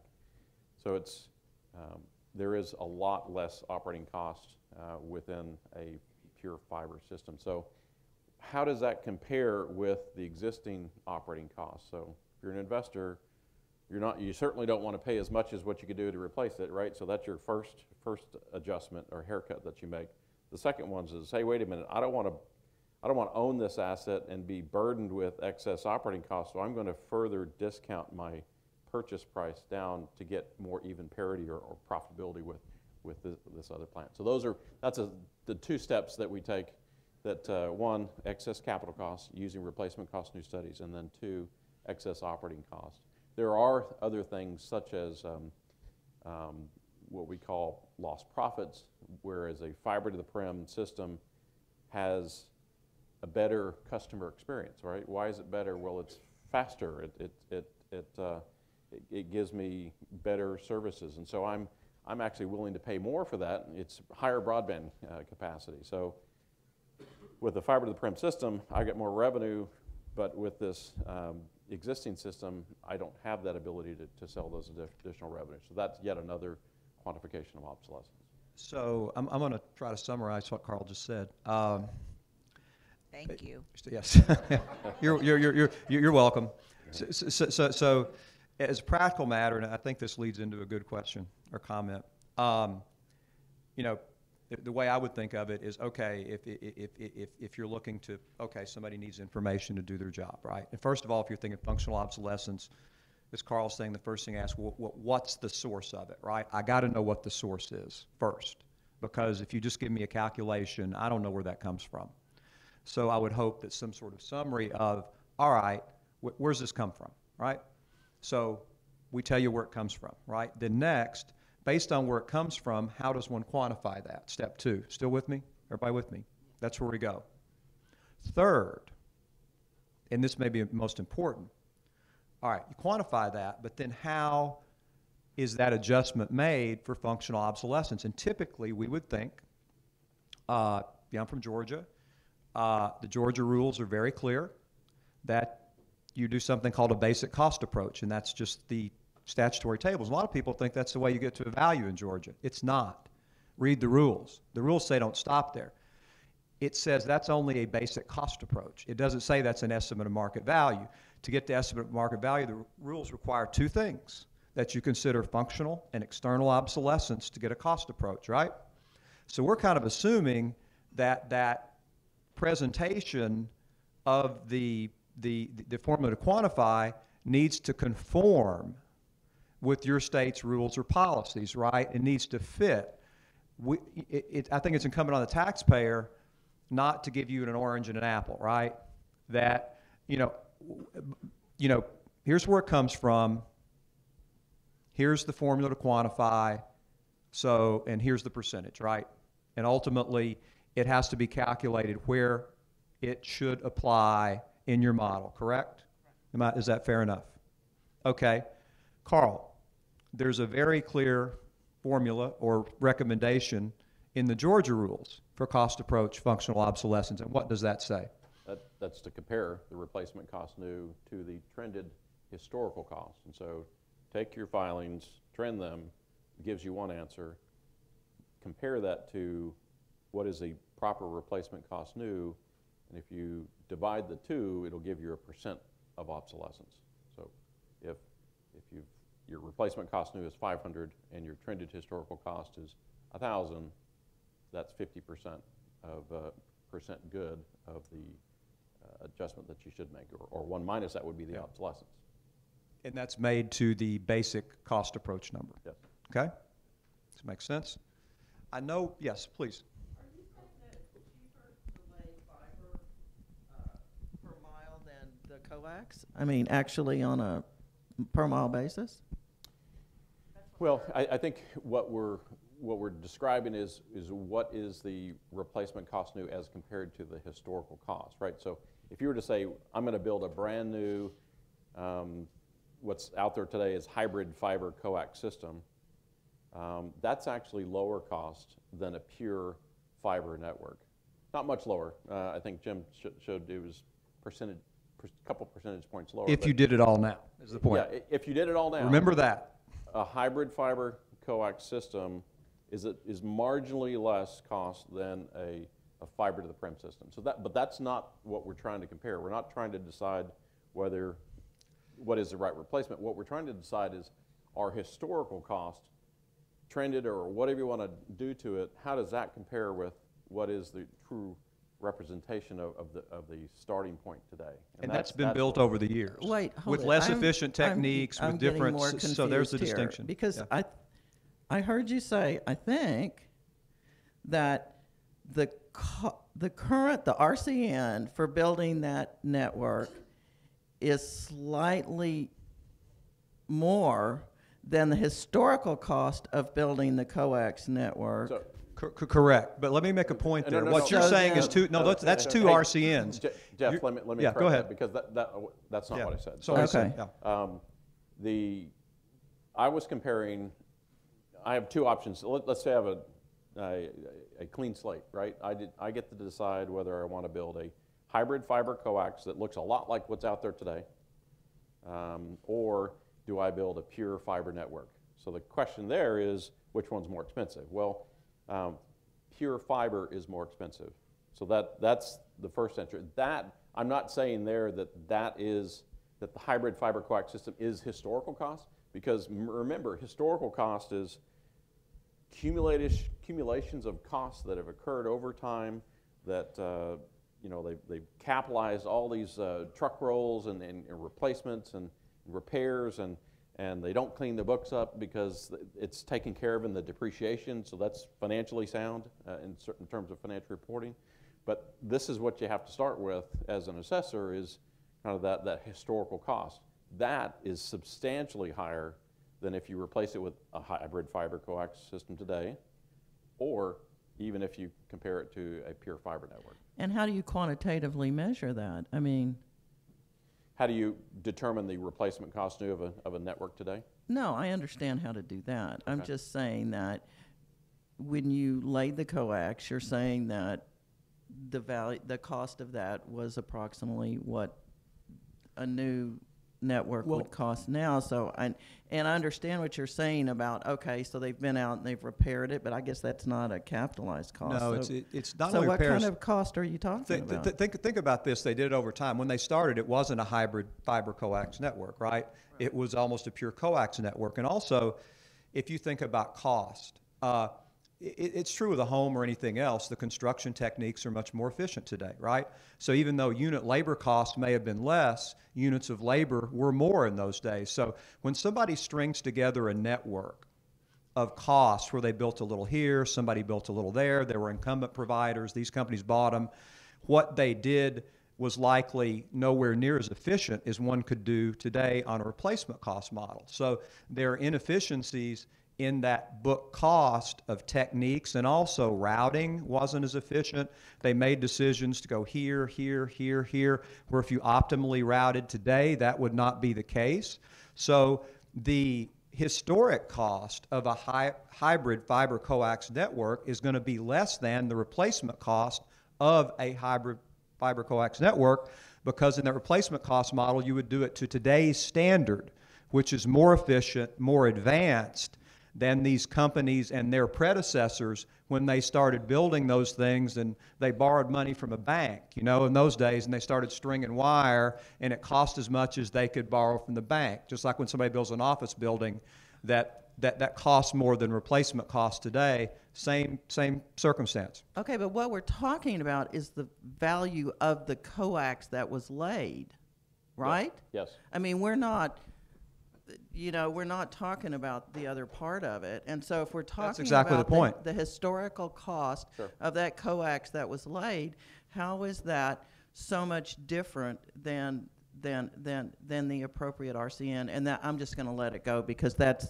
it's kind of my rhetorical question. No, I think it's a good question, and I think that is the confusion, and because we come in there as technicians, if you will, to say that really here's the most economic way to do it, and it's fiber to the prem, looks nothing like what it looks like today, and that's like, I'm not with you. I'm trying to value this system that's there today, right? So how does that mean anything? But if you kind of set that aside and just simply look at, if I were to rebuild this system today with kind of the same mix of fiber and coax that's out there in the system today, that's kind of somewhat of a reproduction cost almost, right? I'm trying to reproduce what's out there. Maybe I'm taking into account some new technology for the head ends, or taking into account new technology for the customer prem equipment, but generally I'm trying to replace the functionality that sits out today. That's dramatically less than what's on the books. Why is it dramatically less? Jeff indicated that there are different techniques, different approaches, more advanced ways of more optimal ways of deploying a network today. But then too, there is a second layer that is what's called ghost assets. So these are just assets that are retired in place. So a lot of the fiber or a lot of the coax that's out there is not retired off of books in a cable company because it's held for future use. And what is held for future use? So we can power the amplifier. So because we power the amplifier, we leave it on the books. Well, the functionality of what's actually happening is not its original intent. And so that's why there's this excess cost on the books that does not have the economic value if you were to look at it in terms of replacement cost today. I do want to make one more comment, and that is that in reality, most of that stuff is so far out, and we have a low floor on it anyway that it doesn't represent itself. I just say that. Often that is the case. No, that's true. It depends on the jurisdiction, and that's a good way to recognize it. That's why I brought up the residual, and one way to recognize that is what the floor is and where you put it, and that's a good technique. No, thank you. And Jeff, I mean, yes, just depending on the jurisdiction, you could have a residual of 10%. Yep. Or you could have one like in Indiana of 30%.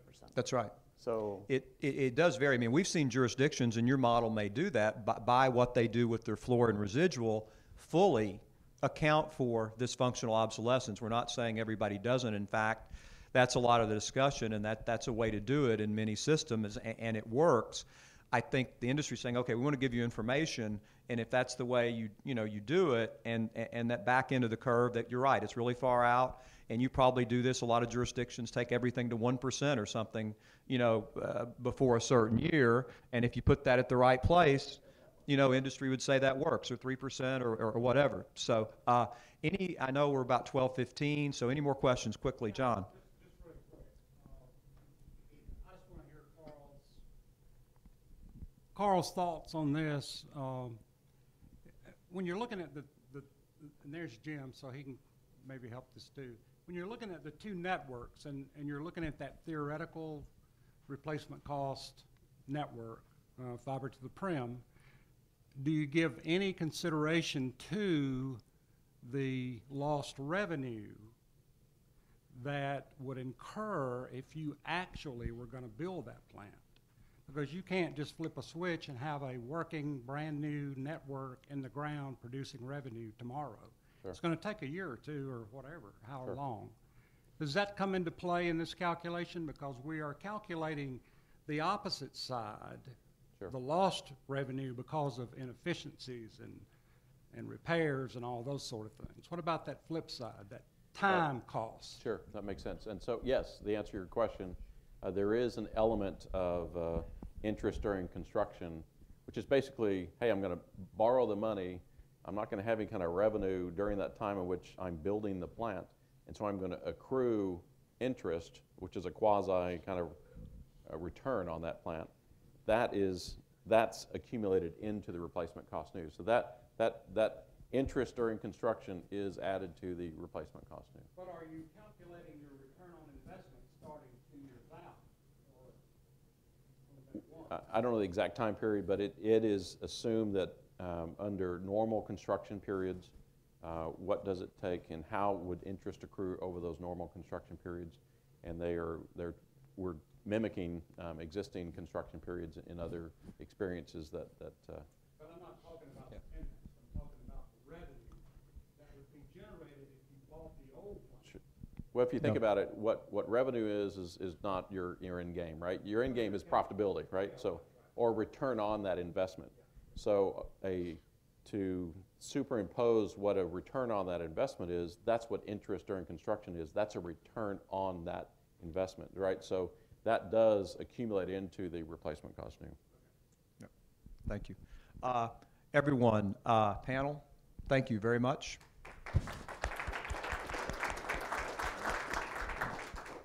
Thank you, everybody. Appreciate it. Thank you, guys.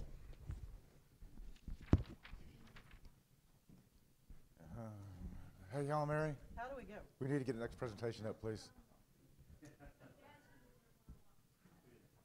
So we're going to go quickly. This is going to be a short talk. I know everybody wants to eat and go home, and so I'm just going to start immediately. My name is Peggy Wardlaw. I am a petroleum engineer by training. I've been doing tax work on utility, industrial, and mineral accounts for the last 30 years.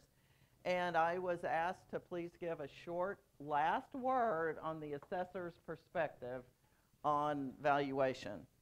So do I have a clicker thingy? Okay.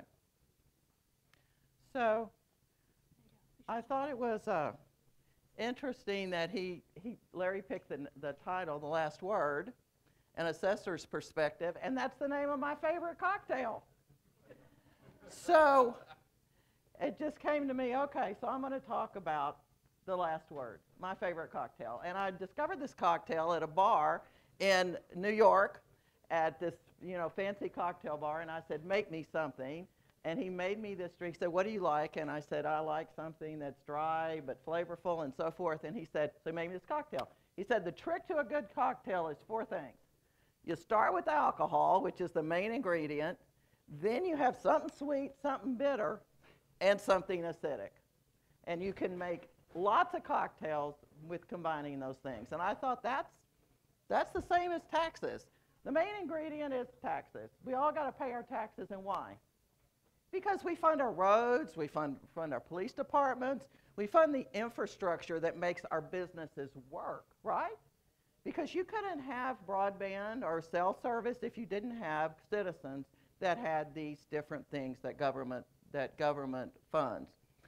Then who pays? Well, the homeowners pay a big, big chunk of it, commercial property owners, and then utility and industrial properties, which is what we're talking about here, and that's been my main focus for about the last 20 years. I consider our job to be multi-focused. Number one, it's to be level the tax burden, to make it equal across all of the individuals and all of the companies that are paying taxes. So the homeowners don't carry an undue burden, so that the utility and industrial properties don't carry an undue burden, so the commercial property owners don't carry an undue burden, to equalize it. And then I have to comply with the laws. Like Georgia has certain laws, we're in Texas, Texas has certain laws, so certainly I have to comply with those laws. And then, of course, collect the taxes that supports the functions. So the sweet ingredient to me is the part where we actually sit down and we talk about the values. That is my favorite part of the tax year, to either sit down in person, to talk on the phone, to actually figure out what is an appropriate value for your tax bill. And so some of the things, when we look at unit valuations, we appraise some properties with unit values and some with depreciated cost values. We have to figure out a future income to capitalize. And how do we figure that out? It's more of an art kind of than a science, but it's also a science. It's numbers. And someone pointed out earlier that your wireline companies, we thought early on that as your access lines went down, the profitability would go down. And it has gone down some, but I think not nearly as quickly as the number of individuals that are hooked up to these old phone, to the ILECs, the phone companies. So what we've seen is that the revenue stream has stayed much flatter than we expected it to. I was at a conference the other day, and the guy says, okay, how many of you have wired home phone lines? And nobody raised their hand. He said, this is the first time that I've seen that. And I raised my hand and said, we own an office building. The elevators are required to have wired phone lines. And we have to have 3 of them, and they charge me $60 each, and they're never used. So that's some of the revenue to the phone companies, but also we're looking at what they talked about, the backbone of our wireless networks. So we look at unusual expenses, rebooked costs, and then you have a lot of mergers, and mergers are always a problem with both on both the side of when we do a depreciated cost and when we do a unit valuation. How do we get a good income stream, a good historical income stream that would represent the value of the new to arrive at a value for the new company? I'm going to skip that one and come back to it. The second way we do is depreciated cost, which is something of what we were talking about just a minute ago. So we have to come up with the correct replacement cost new. Then when we look, and a lot of times with acquisitions, we'll have rebooked cost. Now remember, we talked about the important thing is to make it uniform. So if we have one company over here that's given us their historical cost, another company over here that's given us the rebooked cost, we're not doing our job of uniformity and appraising the companies fairly. So we really need historical cost, if at all available, to make them equal. And then, of course, you've rebooked it because the value that you've put on your books is less maybe than a depreciated historical cost, and that's something we then need to take into account and look at for all the companies that give us historical cost and the rebooked cost. We need to choose a good depreciation schedule, which we talked about as well. So if it's a very short life type of equipment, we're going to have a short life and probably a low floor. It's something that's being replaced all the time. And then, of course, we have the categories of property that I'm going to go back to because this is something I really wanted to talk about. And if you can give us an electronic spreadsheet, which most companies are now, it helps tremendously with getting a good valuation and being able to actually negotiate a value with the companies. These are some of the examples. This is actually 4 different wireless companies that give us their historical cost and year new, and these are the different categories. And you can see they're not the same at all. So we have to go through and say, what does LTE RF equipment in wireless company number 1, how does that, what schedule do we use, and what equipment in wireless company number 2, wireless company number 3, and wireless company number 4 does the LTE RF equipment represent? How do we get the types of equipment on the appropriate schedule when they're called different things? So it's really helpful to be able to talk to the company and say, okay, what type of equipment is that? So that's one of the things I wanted to point out, that from our point of view makes our job more difficult, is trying to figure out these categories of equipment, and in your particular company, what type of equipment, what depreciation schedule should we put on that particular type of equipment? Of course, some of y'all might say, well, they all should be on a 3-year life with a 5% floor. Not going to happen, sorry. The bidder. The bidder is, for me, changes after certification. Thank you. I've got to come in during the protest season.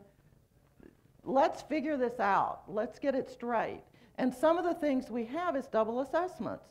A lot of times in Texas, you file a rendition, and for cell companies, for example, they will file their cell tower equipment and all the new stuff that they've got around, and they may also file in that same rendition their retail store equipment.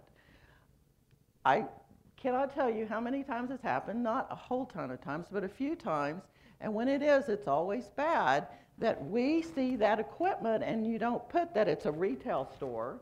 You just categorize it in some type of category.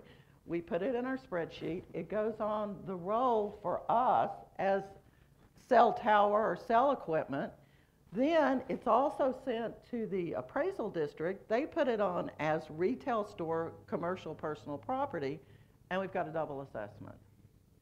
So I would say very clearly on your rendition when you send it in, if it's retail, personal property, do something on there and say, this is the retail store personal property, not just an address, but something that indicates very clearly that this is business personal property that is typically, in Texas at least, going to be done by the appraisal district, and this is cell tower equipment or other types of of equipment that is typically done either at the state level or by a different department at an appraisal district. Also, please let us know if you've changed ownership and you need to send the information to a new address. Notify the appraisal district of that early so that they can make sure they get the original notices to the correct owner. And then again, late protest. We don't see that too much in this technology, but it's always very difficult to try to make changes after the deadlines. Then you got to pay taxes, right? That's the acid. So, and with paying taxes, we don't collect taxes, but it's just it's just an accounting thing. So make sure that that the tax department has your correct address, the correct department, and that you always check your tax bills, make sure the amounts are correct, and then make your timely payments. Then start all over again next year. So I just wanted to give a real quick overview. Stay within my 15-minute. I'm perfectly available to answer any specific questions you may have. I enjoyed that last presentation and that little back and forth. I really enjoyed that. That's why that's the sweet part of it. But our tax system works because of all those things. And as an assessor, my job is to get it right. And we're going to have a little disagreement maybe about what we think the value should be, but my job is to make sure that the values are fair, they're equal, they're uniform, and they comply with the tax laws of the state in which we're doing the appraisal. Thank you very much for coming, and I'll answer any questions. We have about 5 minutes for questions, if anybody. No, take the mic. So thank you for that. Question about the useful lives. You Yeah. mentioned that you have to select these useful lives. You have to map to the proper life tables. What, as taxpayers or appraisers, what can they bring to you that's helpful for you to make that decision as to what the appropriate useful life is? Yeah, I know what you're saying. And so I think explaining the type of equipment is probably the most important thing. And also, when we get, especially on spreadsheet appraisals, when you look at a particular category of property and you can see that there is property that's still being used that was put in the ground in 2000, that to me is, and there's a lot of it, that's not going to be a 3 or 5 year life property. So, and that's some of the discussion we've had. The other thing that my little pet peeve is when I get a rendition and it says, oh, here's the stuff we bought this year and we want a 50% obsolescence factor on it. No. You made a business decision to purchase that at whatever you purchased it for in the past year. Now, it may be on a short life. It may be a 3-year or a 5-year property with a small floor, but I do not believe, and I think that it just from a business perspective, you would not have spent that money if you thought it was only worth 50% of what you just spent on it.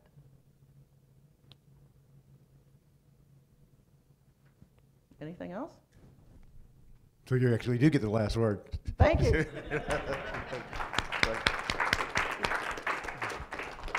Thank you, Peg, again. Thank you, everybody, for sticking with us this long. We're going to take about a 5-minute break to get lunch, and if you're going to stick around, just bring it back up to your place, and we'll eat here, and we'll hear a presentation from Carrie Vanston to finish up the program. And also, don't forget to fill out your evaluation sheets and leave it back there, please.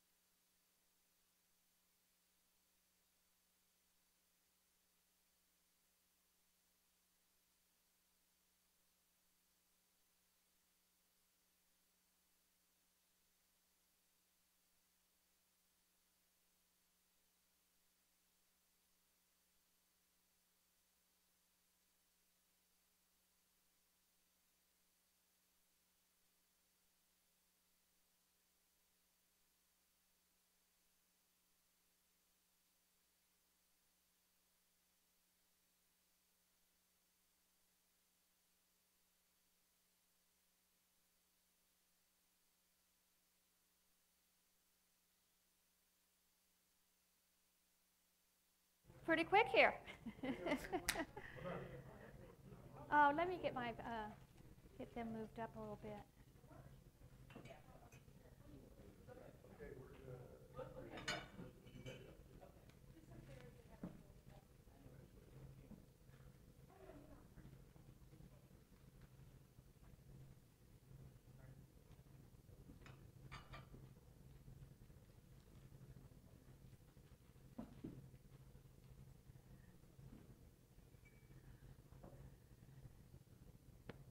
So it's kind of interesting to end a technology conference talking about alligators. But what I do is I help leaders, and we're all leaders in one way or the other, whether we're leading our businesses, whether we're leading our departments, whether we're leading our families, our communities, our religious institutions. We're all leaders in one way or the other. And what I do is I help leaders that are stuck in the proverbial alligator pit. What's an alligator pit? An alligator pit is when you have so many things on your to-do list that you just can't even get through all of them and they're falling through the cracks and you're going nuts. An alligator pit is when you've got this great project going and you just can't get buy-in. And even worse, when people are actually not doing anything. An alligator pit is when you have this financial plan that's going up and for the last 3 years it's been flat. Does anybody ever feel like sometimes they're in an alligator pit? Well, it's not surprising because we have so many responsibilities, expectations, and frustrations constantly snapping at us that it's really, really easy just to get overwhelmed. What we're going to talk about today is getting out of the alligator pit, staying out of the alligator pit, and moving on. I'd like to introduce you to Chris. Now, Chris was stuck in an alligator pit. When I first started working with her, she'd just gotten this great executive job at a nonprofit. Before, she had been working in the same company, but she'd had a small group of people that were already part of the group, and she was leading them on projects. Now, her job was completely different. She was an executive. She was going out. She was meeting people. She was networking. She was bringing in sponsors. She was bringing in members. But it sounded like fun at first, but once she started getting out there, she realized that she just hated it. She would have to go places where she didn't meet anybody. She'd have to go to events where she was just feeling uncomfortable. She'd have to leave her family at home. She told me that she would just be driving there sweating with her hands clutched to the steering wheel thinking, oh my gosh, maybe did I leave the dog out? Did I leave the door open? Cat right in front of me, I better go back. So if she actually finally made it to the place, then she'd walk in the door and she'd freeze. It would be like, oh my gosh, all these people, I don't know anyone. She'd want to try to blend in with the wallpaper. She'd look real interested in a picture or something. And she just felt so awkward. And then she'd have to actually try to sell herself. She felt she was being sales. And she was just miserable. And it was perfectly understandable because her core thought was so negative. She was thinking, oh my gosh, this is so fakey. I'm so miserable. I'm going to go hide behind the potted plant. She needed to change that core thought. She needed to have a thought that was more positive so she could more enjoy herself and so she could actually do her job and get people to meet with her and sign up and be members and sponsors. So the question is, how do you do that? How do you change that core thought? Well, what we did was we worked together and we found what her value was. What was her value in this situation? Well, it turned out that she was amazing at knowing the resources in town. She was able to tell people exactly where they could find to answer their questions. And then if she couldn't help them right there on the spot, then she could invite them to come meet with her and find out more about the resources she had available at her nonprofit. Then she felt a whole lot more comfortable because she had something that she was concentrating on.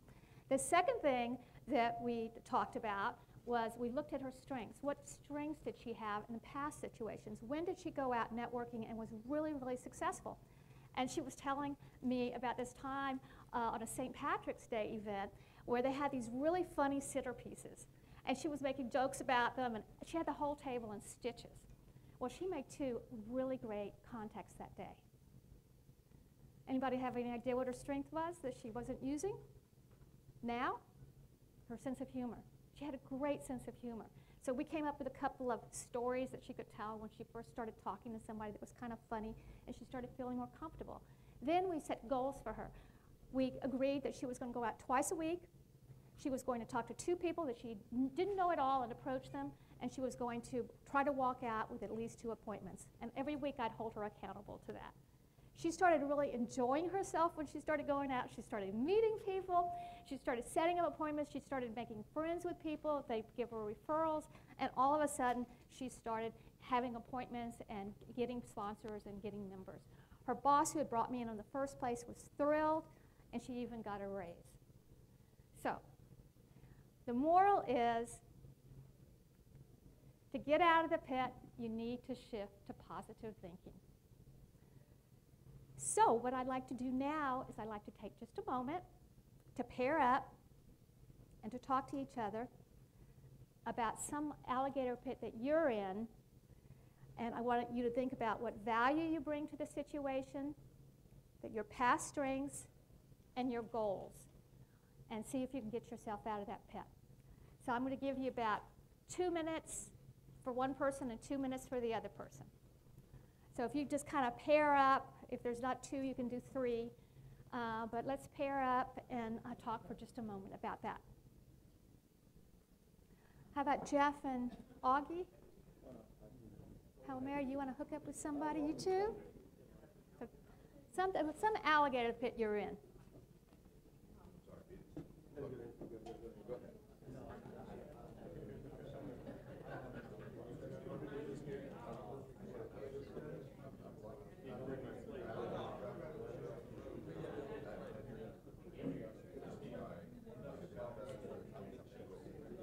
You guys have an alligator pit back there? Okay, good.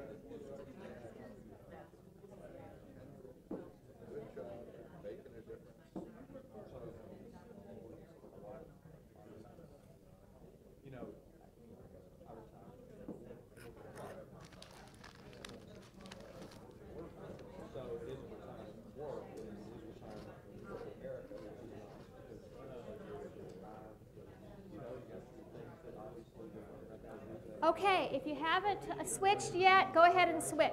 The other person gets to talk.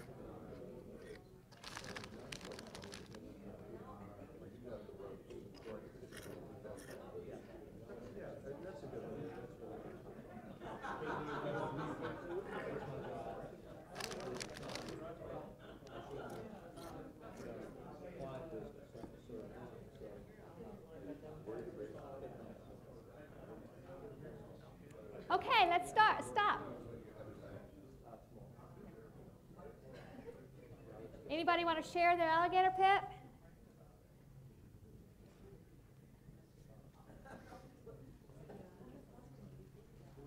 Ray? No? Yeah? Yeah? Oh, hold on. Let's get a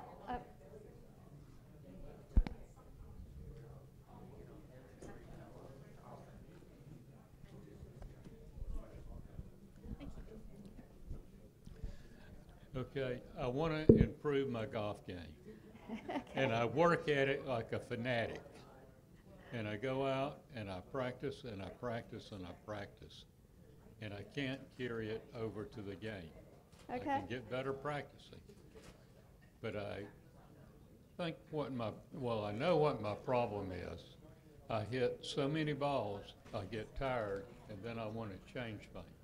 Okay, then your And value. so I come up with, but at the end of every practice, I come up with something that works, but it's different than what I started with. Uh-huh. And I keep going, doing it over and over and over and getting the same results. So when I go out to play and I'm on the first tee, I'm standing there and I don't know what I want to do. Okay, so what's your value? Because I practice so much. So that's my alligator pit. Okay. I think what I need to do is play more and practice less. That's one possibility. The other possibility is practice with discipline, which I have never been able to force myself to do.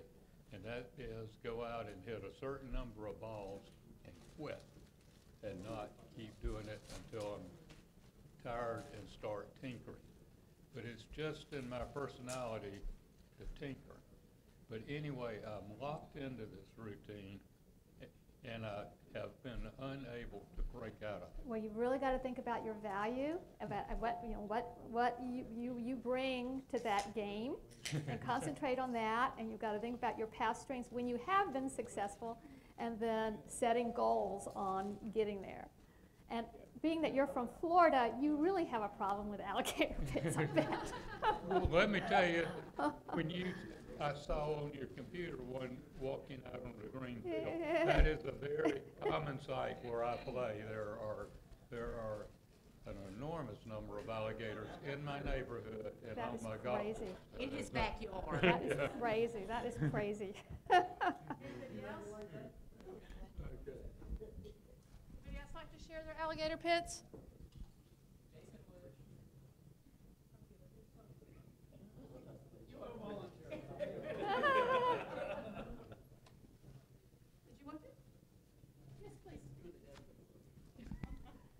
Sure.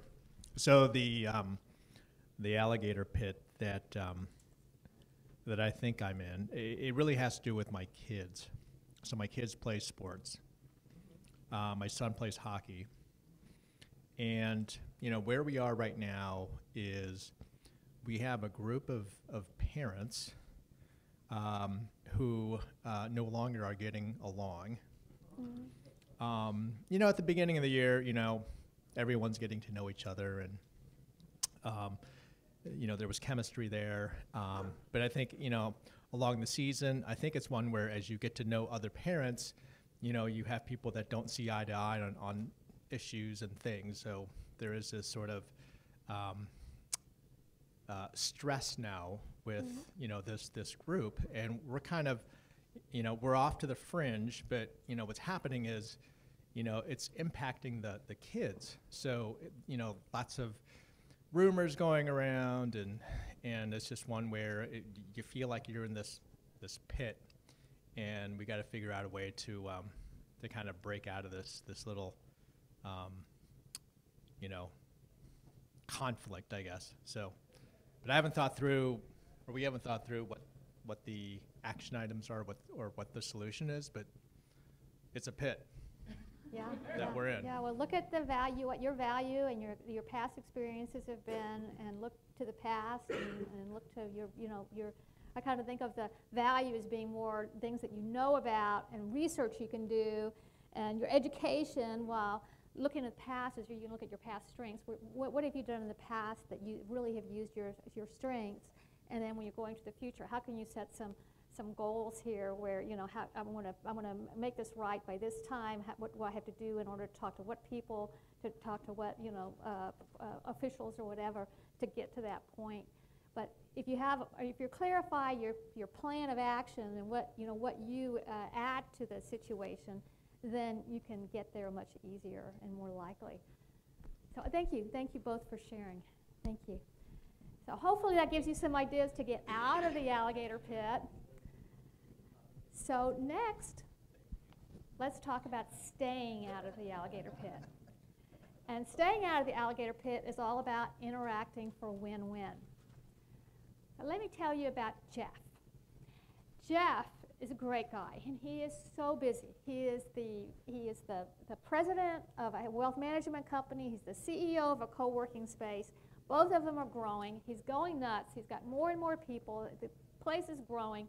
So he came to me because he wanted help to figure out how to interact with all these people in a caring way and in a way that would add to his culture and grow the companies in a good direction. So we did some assessments, and what kind of came out was that he had some conflict in energy, but he also had a lot of compromise energy. And we think of compromise energy as being wonderful. Oh, yes, great, you know, we're going to compromise, especially in the corporate world. But the fact is that compromise is really about giving up something. Both of the people are having to give up something. So as a leader, if you can instead look for the win-win, and to do this, as a leader, you need to find out what the other person's win is. And once you know what the other person's win is, then you can frame your own win around that so both of you can win.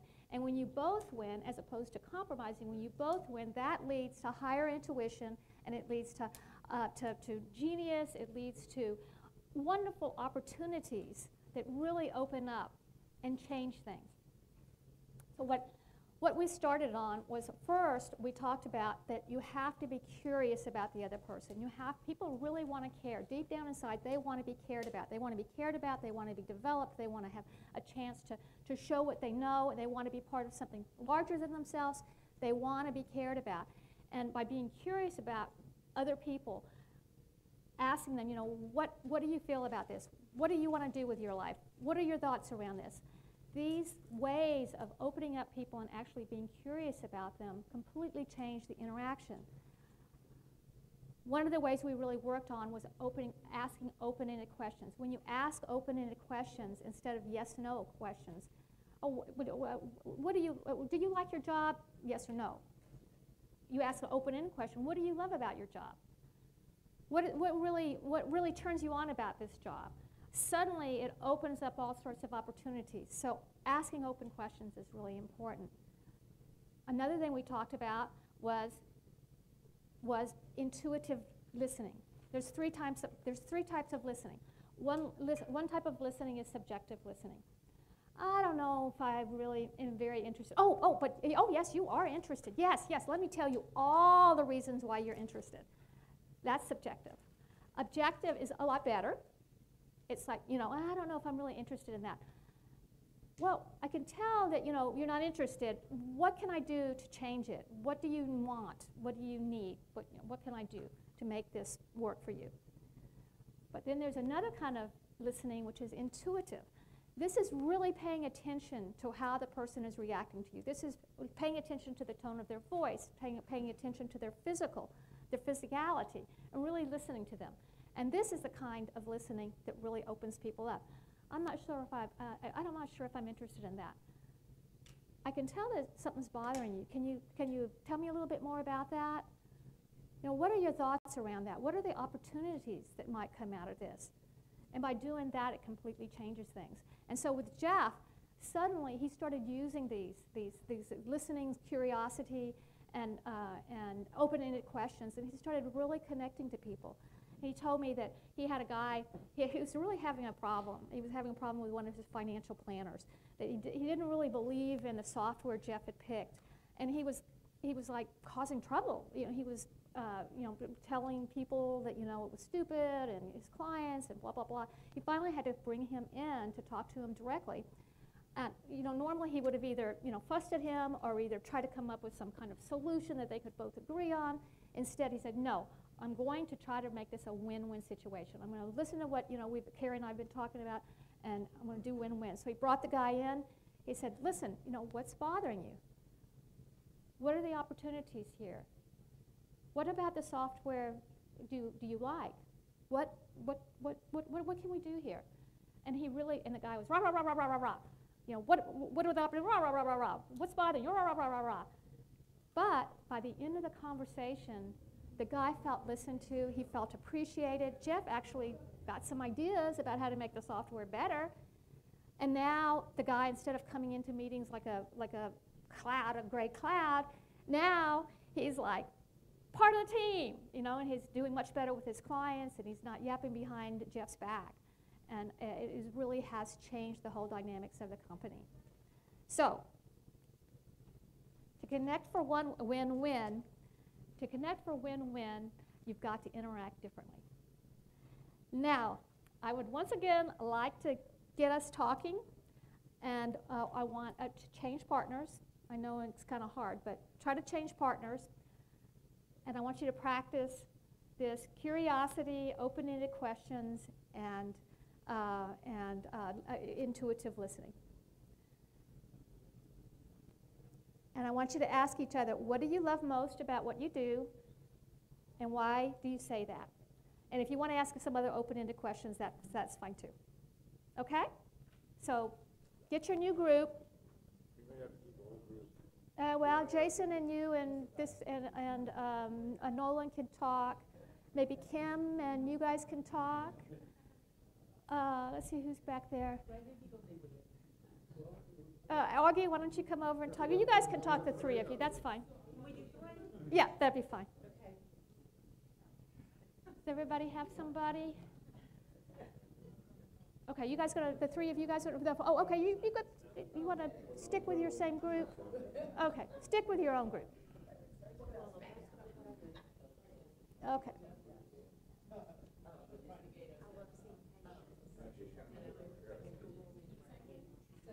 Oh, we're going to, what do you love most about what you do, and why do you say that?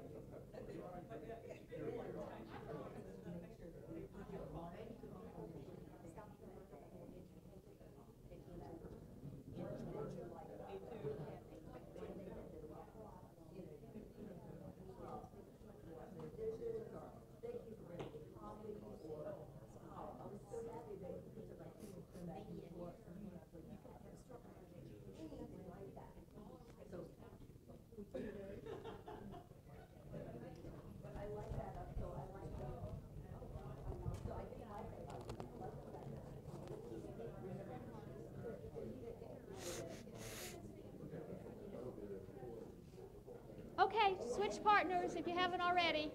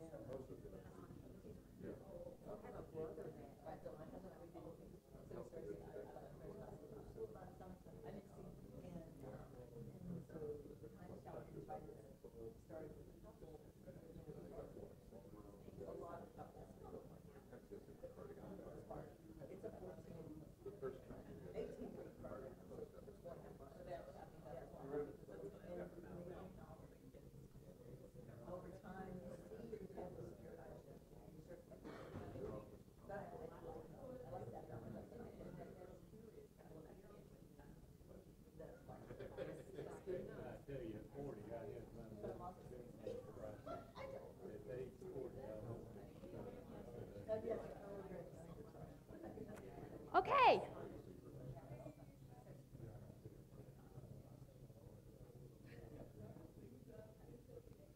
Let's go ahead and wrap it up. Helen Mary, you want to get your microphone out?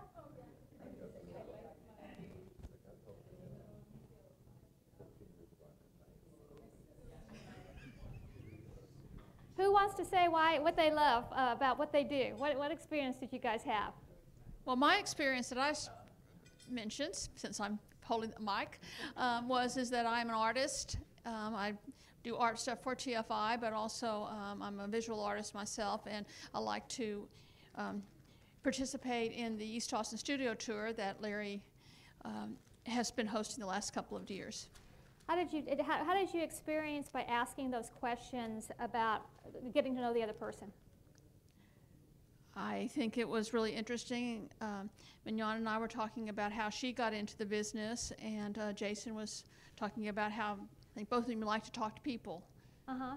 Did anybody else have an experience where they got to a little bit deeper than just the very surface conversation?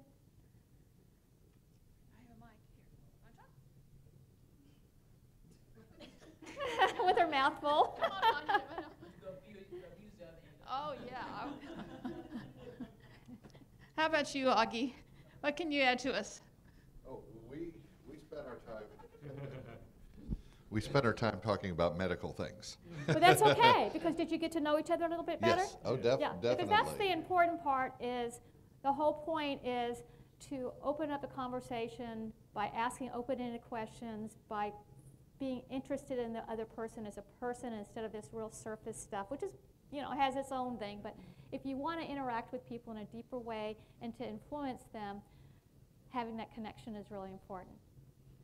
We built on this morning's thing by starting to talk about HIPAA and details about HIPAA. Okay. That's a whole new conversation. So hopefully you all got to know each other a little better by asking some of these questions. Okay, now we're going to move on to, we've talked about Chris getting out of the pit. We've talked about Jeff moving on from the staying out of the pit, and now we're going to talk about moving on from the pit. And the secret sauce to moving on from the pit is clarifying your why. The clearer you can be about why you're doing what you're doing, the more people will be interested in the what of what you're doing and want to follow along and help you.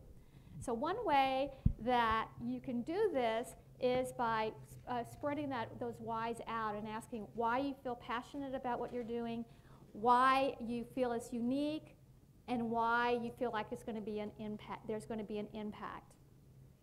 And Dave is a great example of this. When I first started working with Dave, he had this dream of this large community center where there'd be businesses, there'd be a coffee shop, there'd be a co-working space, and all of these wonderful features. He had recently retired, had a long-term corporate job, and he was, and this was like his big thing on his own now in a kind of a different area. His problem was that he did have a founding team, but he needed a lot more people involved. He needed to have partners, he needed to have helpers, he needed volunteers, just needed a lot of help to get this off the ground. His problem was that he was very stuck in that corporate control type leadership where you tell someone to do it, and do they do it? Well, this didn't work real well in this environment that he was in. So he brought me in to try to help him be more engaged and more an insightful leader so that he could get people on board and onto this wonderful vision he had of this community center. So the first thing we talked about was his passion. Why are you so passionate about this?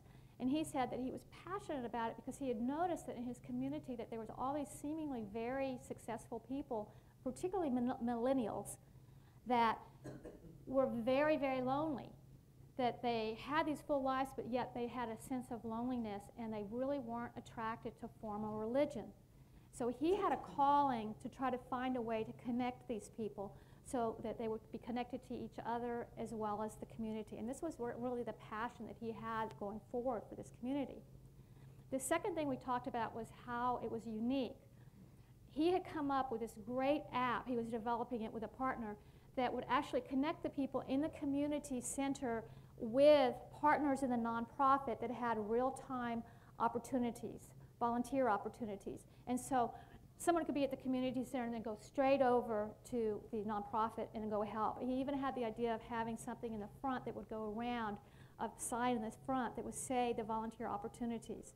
He felt like this was what was really unique, this social good aspect, the social innovation aspect of it. And the third thing we talked about was the impact. He felt that it would bring not only people together, but it would bring the community together. And people would have a place to hang out, to do social activities, to do social good. The businesses would thrive. And then this would even maybe go on to have other community centers, and he would even have more people connecting with each other. And he was really excited about this. Well, once he clarified why he was passionate, why it was unique, and why it was going to have an impact, all of a sudden when he went to meetings, when he went to events, he would shine. He would be, Solimar promotes joy, personal growth, and social good. And people would be attracted to him. They'd say, well, what's this all about? How can I help? And so he was really able to embrace his visionary style, and he was able to move the community project further. And now it's right on schedule to be completed at some point, 2 or 3 years. It's going to take a while, but he's right there on schedule. So, what? Pardon? Where's he located? Austin. Yes, down in South Austin. So if you want to move out on from the pit, clarify your whys. Now we're going to have one more breakout, and I want you to clarify your whys. And we talked a little bit about some of the conversation from last time you might be able to use again. But why are you passionate about whatever you're doing? It can be any project that you're on. Why is it unique, and why do you think it's going to have an impact? So let's talk about that for, again, you can stay with the same group since we're a small group, and then we'll switch in 2 minutes.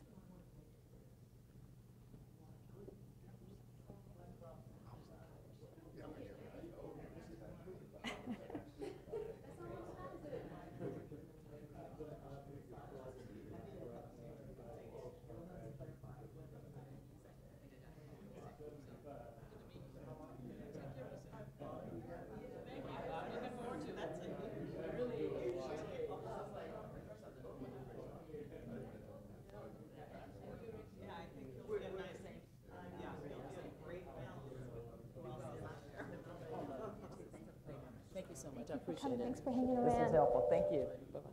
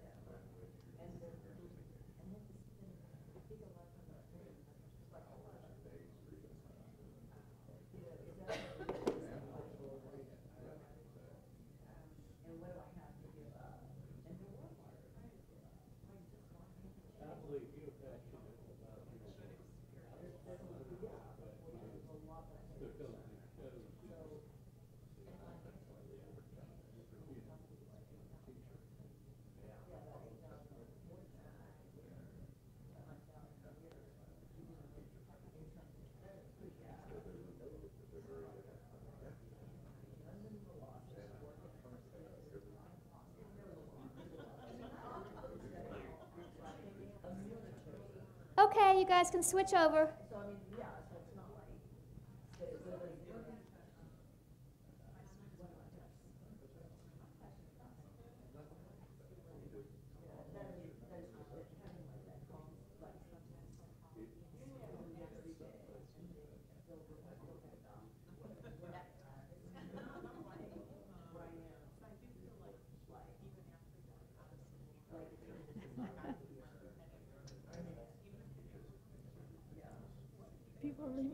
Well, they have to catch their, their planes, not because they're not interested.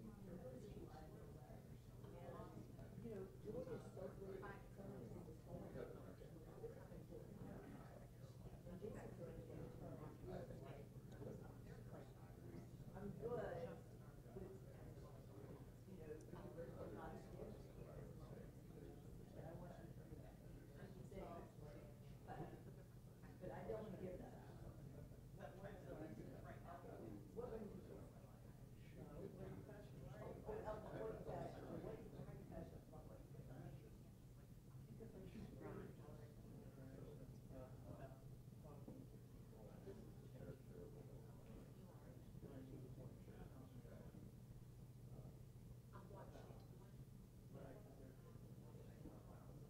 Matt go?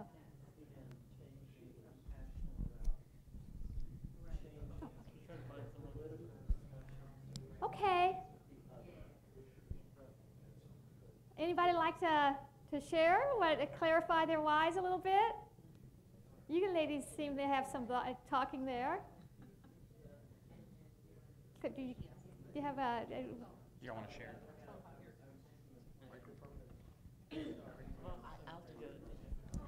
I'll talk.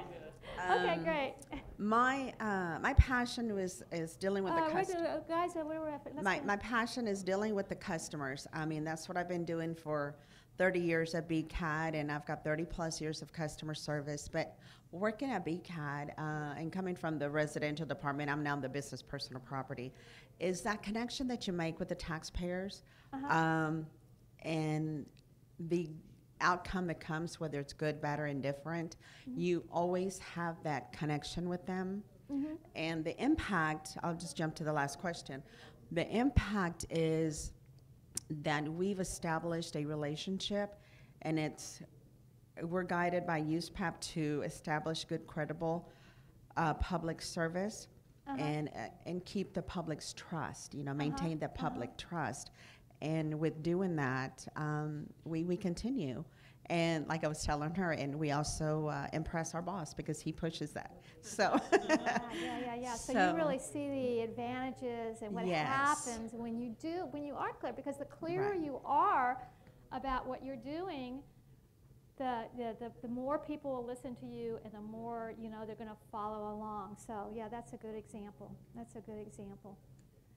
So what I feel passionate about is helping leaders be more effective, happy, and fulfilled. What my uniqueness is I have a framework that helps them interact and connect better.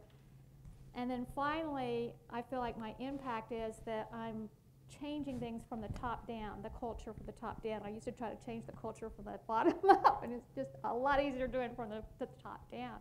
So hopefully this gives you like some ideas about how to really, when you focus on these important things, then you get that clearer thing, and you'll be able to move forward, and people will follow you.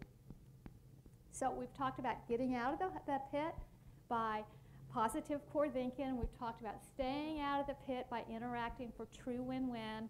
And then finally, how to move on from the pit by clarifying your whys. If you take all this and you use it, then you will honestly be able to say,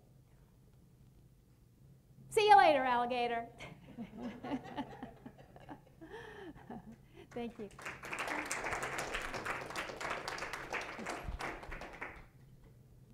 Can we fly you to Washington? University Hospital in Augusta, Georgia.